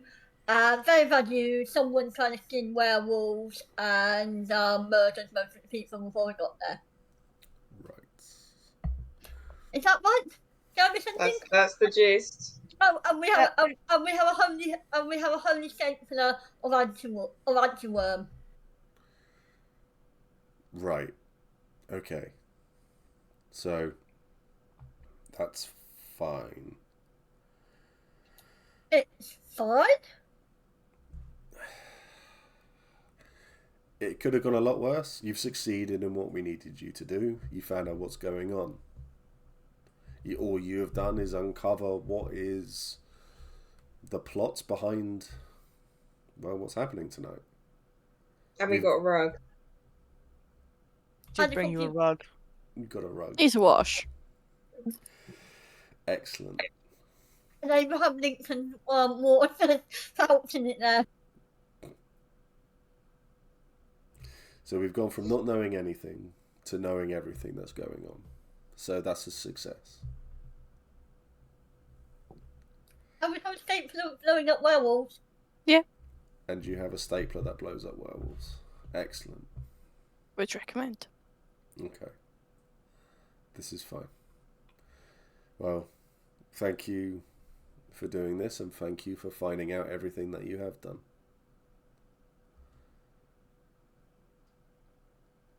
Very welcome. I mean, dude seems like he's going to be a real problem. Yeah. Long-term problem. I think he will be. Probably want to get on that. He was looking for a guy called Albrecht. Albert. King Apparently a Albert. king of somewhere? Yeah. He is the king Who this guy's of looking the for. Silver Fangs. I see. How did he want to skin him? He's a self-declared king of the Guru Nation. Okay. This creature apparently wishes to skin him in Kronos form. Had abilities akin to a kindred, but I was told by the other werewolves there that he was not a kindred. So And a mage. Interesting. I'll have to look into this more. And you're working with the Black Virus Darts and they're here. Yeah, he was perfectly willing to sacrifice his allies at the drop of a hat. I mean, he had no loyalty to the Black Spiral Dancers whatsoever. They seem to have formed a very recent alliance. And we were told that their queen was working with him much out of fear as anything else. And he walks into their Hive. hive. Well, Just walked in. If he's able to do that, then maybe she is right to be scared of him and just do enough to get him away. Well, we'll have to have a look into who this person is and then see about putting an end to him. Because the things that he's talking about doing, well, could potentially bring about the end of all society. Yeah, he seemed like a not nice guy. Good luck with that. Yeah. Not my department. No. So, yeah. So that's going to be the end of this scenario. We'll call it there. You all lived! Yes. You all I think lived. we got close at some points. And I had this idea in my head that you were all going to be so incredibly straight-laced, straight down the middle. We'll do this. We're going to go A, B, C, get this done. No, you're all mental, and it's great. It's created such much more of a fun game to run. Oh, that was hilarious. That was so good. I love that. That was great. Does not Pretty survive. fun. Does not survive contact with players. No, it doesn't. Because I didn't intend on any of this. I had completely other plot written until all of this sort of came up, and it just sort of led in this direction. Keep that stapler under lock and key. Yeah, episode 1, nipping into. Yeah, I'll edit that and call it that, Pete. Episode 1, nipping into the office. Nipping into the office. The danger of the supply cupboard. Yes. That was I was going to say, beware the stationery closet. This was really good. I really enjoyed this. Apart from the technical hiccup right at the beginning where our internet died. And I'm sorry for mine going in and out of it. It was fine. It was fine. I hope you all enjoyed this. It was Pretty great. fun. It was really fun. Really fun. Future party. Yeah. And I do apologise for the fact that I kept nipping away and messing with my hair and everything. Don't worry about it. Really, don't apologise. Didn't notice. Yeah, No don't apologise. Yeah, it's if you've enjoyed it, I could happily turn this into that game. And if people are World of Darkness, they love the plot and they love the NPCs and everything behind it, and love the lore dives and stuff like that. I can tell you who the NPC was, and yes, please. You can go and have a look into who he is. I've already looked it up. He is a nasty piece of work. His name is Samuel Haight. As Andy said there, Samuel Bloody Haight. He was born a mage, embraced a vampire, and then used a ritual to become a werewolf. I think it said on the wiki he went up the ghoul, not a full vampire. No, he did. He went off and he became full things, and then it caused mages, vampires, and werewolves to all work together to kill the guy. Yeah, it would. Yeah, so, that's an abomination right there. Yeah, that's not allowed. I'm trying to Faye didn't get involved. He was eventually killed by. I'm pretty sure he was killed by the Assamite antediluvian in the end. He just turned up. In this story, he's going to be killed by a stapler. Yeah, he ended up as an ashtray in the underworld. Yeah, he got absolutely mullered and got punished in the best way possible. So it's a really good story, though. Really, really good story. I think in my head canon, he's now destroyed by a stapler. Yeah, definitely deserved. Everyone in chat, thank you so much for watching, putting up with this. It has been really good fun. Thank you everybody who donated and aided with this absolute chaos. Charity, we'll be doing what are we doing? I can't remember. Doing something Friday I'm at Comic-Con. Saturday we are doing Aliens, the 3-parter. On Saturday and Sunday, Patrick is running Call of Cthulhu. So let's be honest, Call of Cthulhu is going to be the chill out day for everything here. So normally I'd raid, but it's a bit late. I'm going to end the stream there. We're going for nearly 4 hours. Thank you for helping with the raising money. It means everything. Thank you for the players playing. You've been absolutely wonderful with your absolute insanity. I've loved every second of it. I really have. Yeah. Take care, everyone. If there's enough interest, we'll do another stream of this because this has been mental. I would 100% do this again. It's been a lot of fun. Yeah. Yeah. Wonderful players. Thank you for the entertainment tonight. Thank you, Andy. Maury says more. We'll have a look at it. We will have a look at it. I'll have to go back and watch how to do Mother Larissa's voice because I forgot. You have to keep practicing it. Or it could be something that she just changes every time. Yeah. This is true. Literally every single time it's the same, and that's the joke. This is I true. think she's got an Australian accent. Every time she shifts, the voice changes. Yeah. Anyway, take care, everybody. If everyone stays in Discord, don't log out or anything until everything's gone, then that'd be great. Stay safe, look after yourselves, much loves, good night, bye-bye.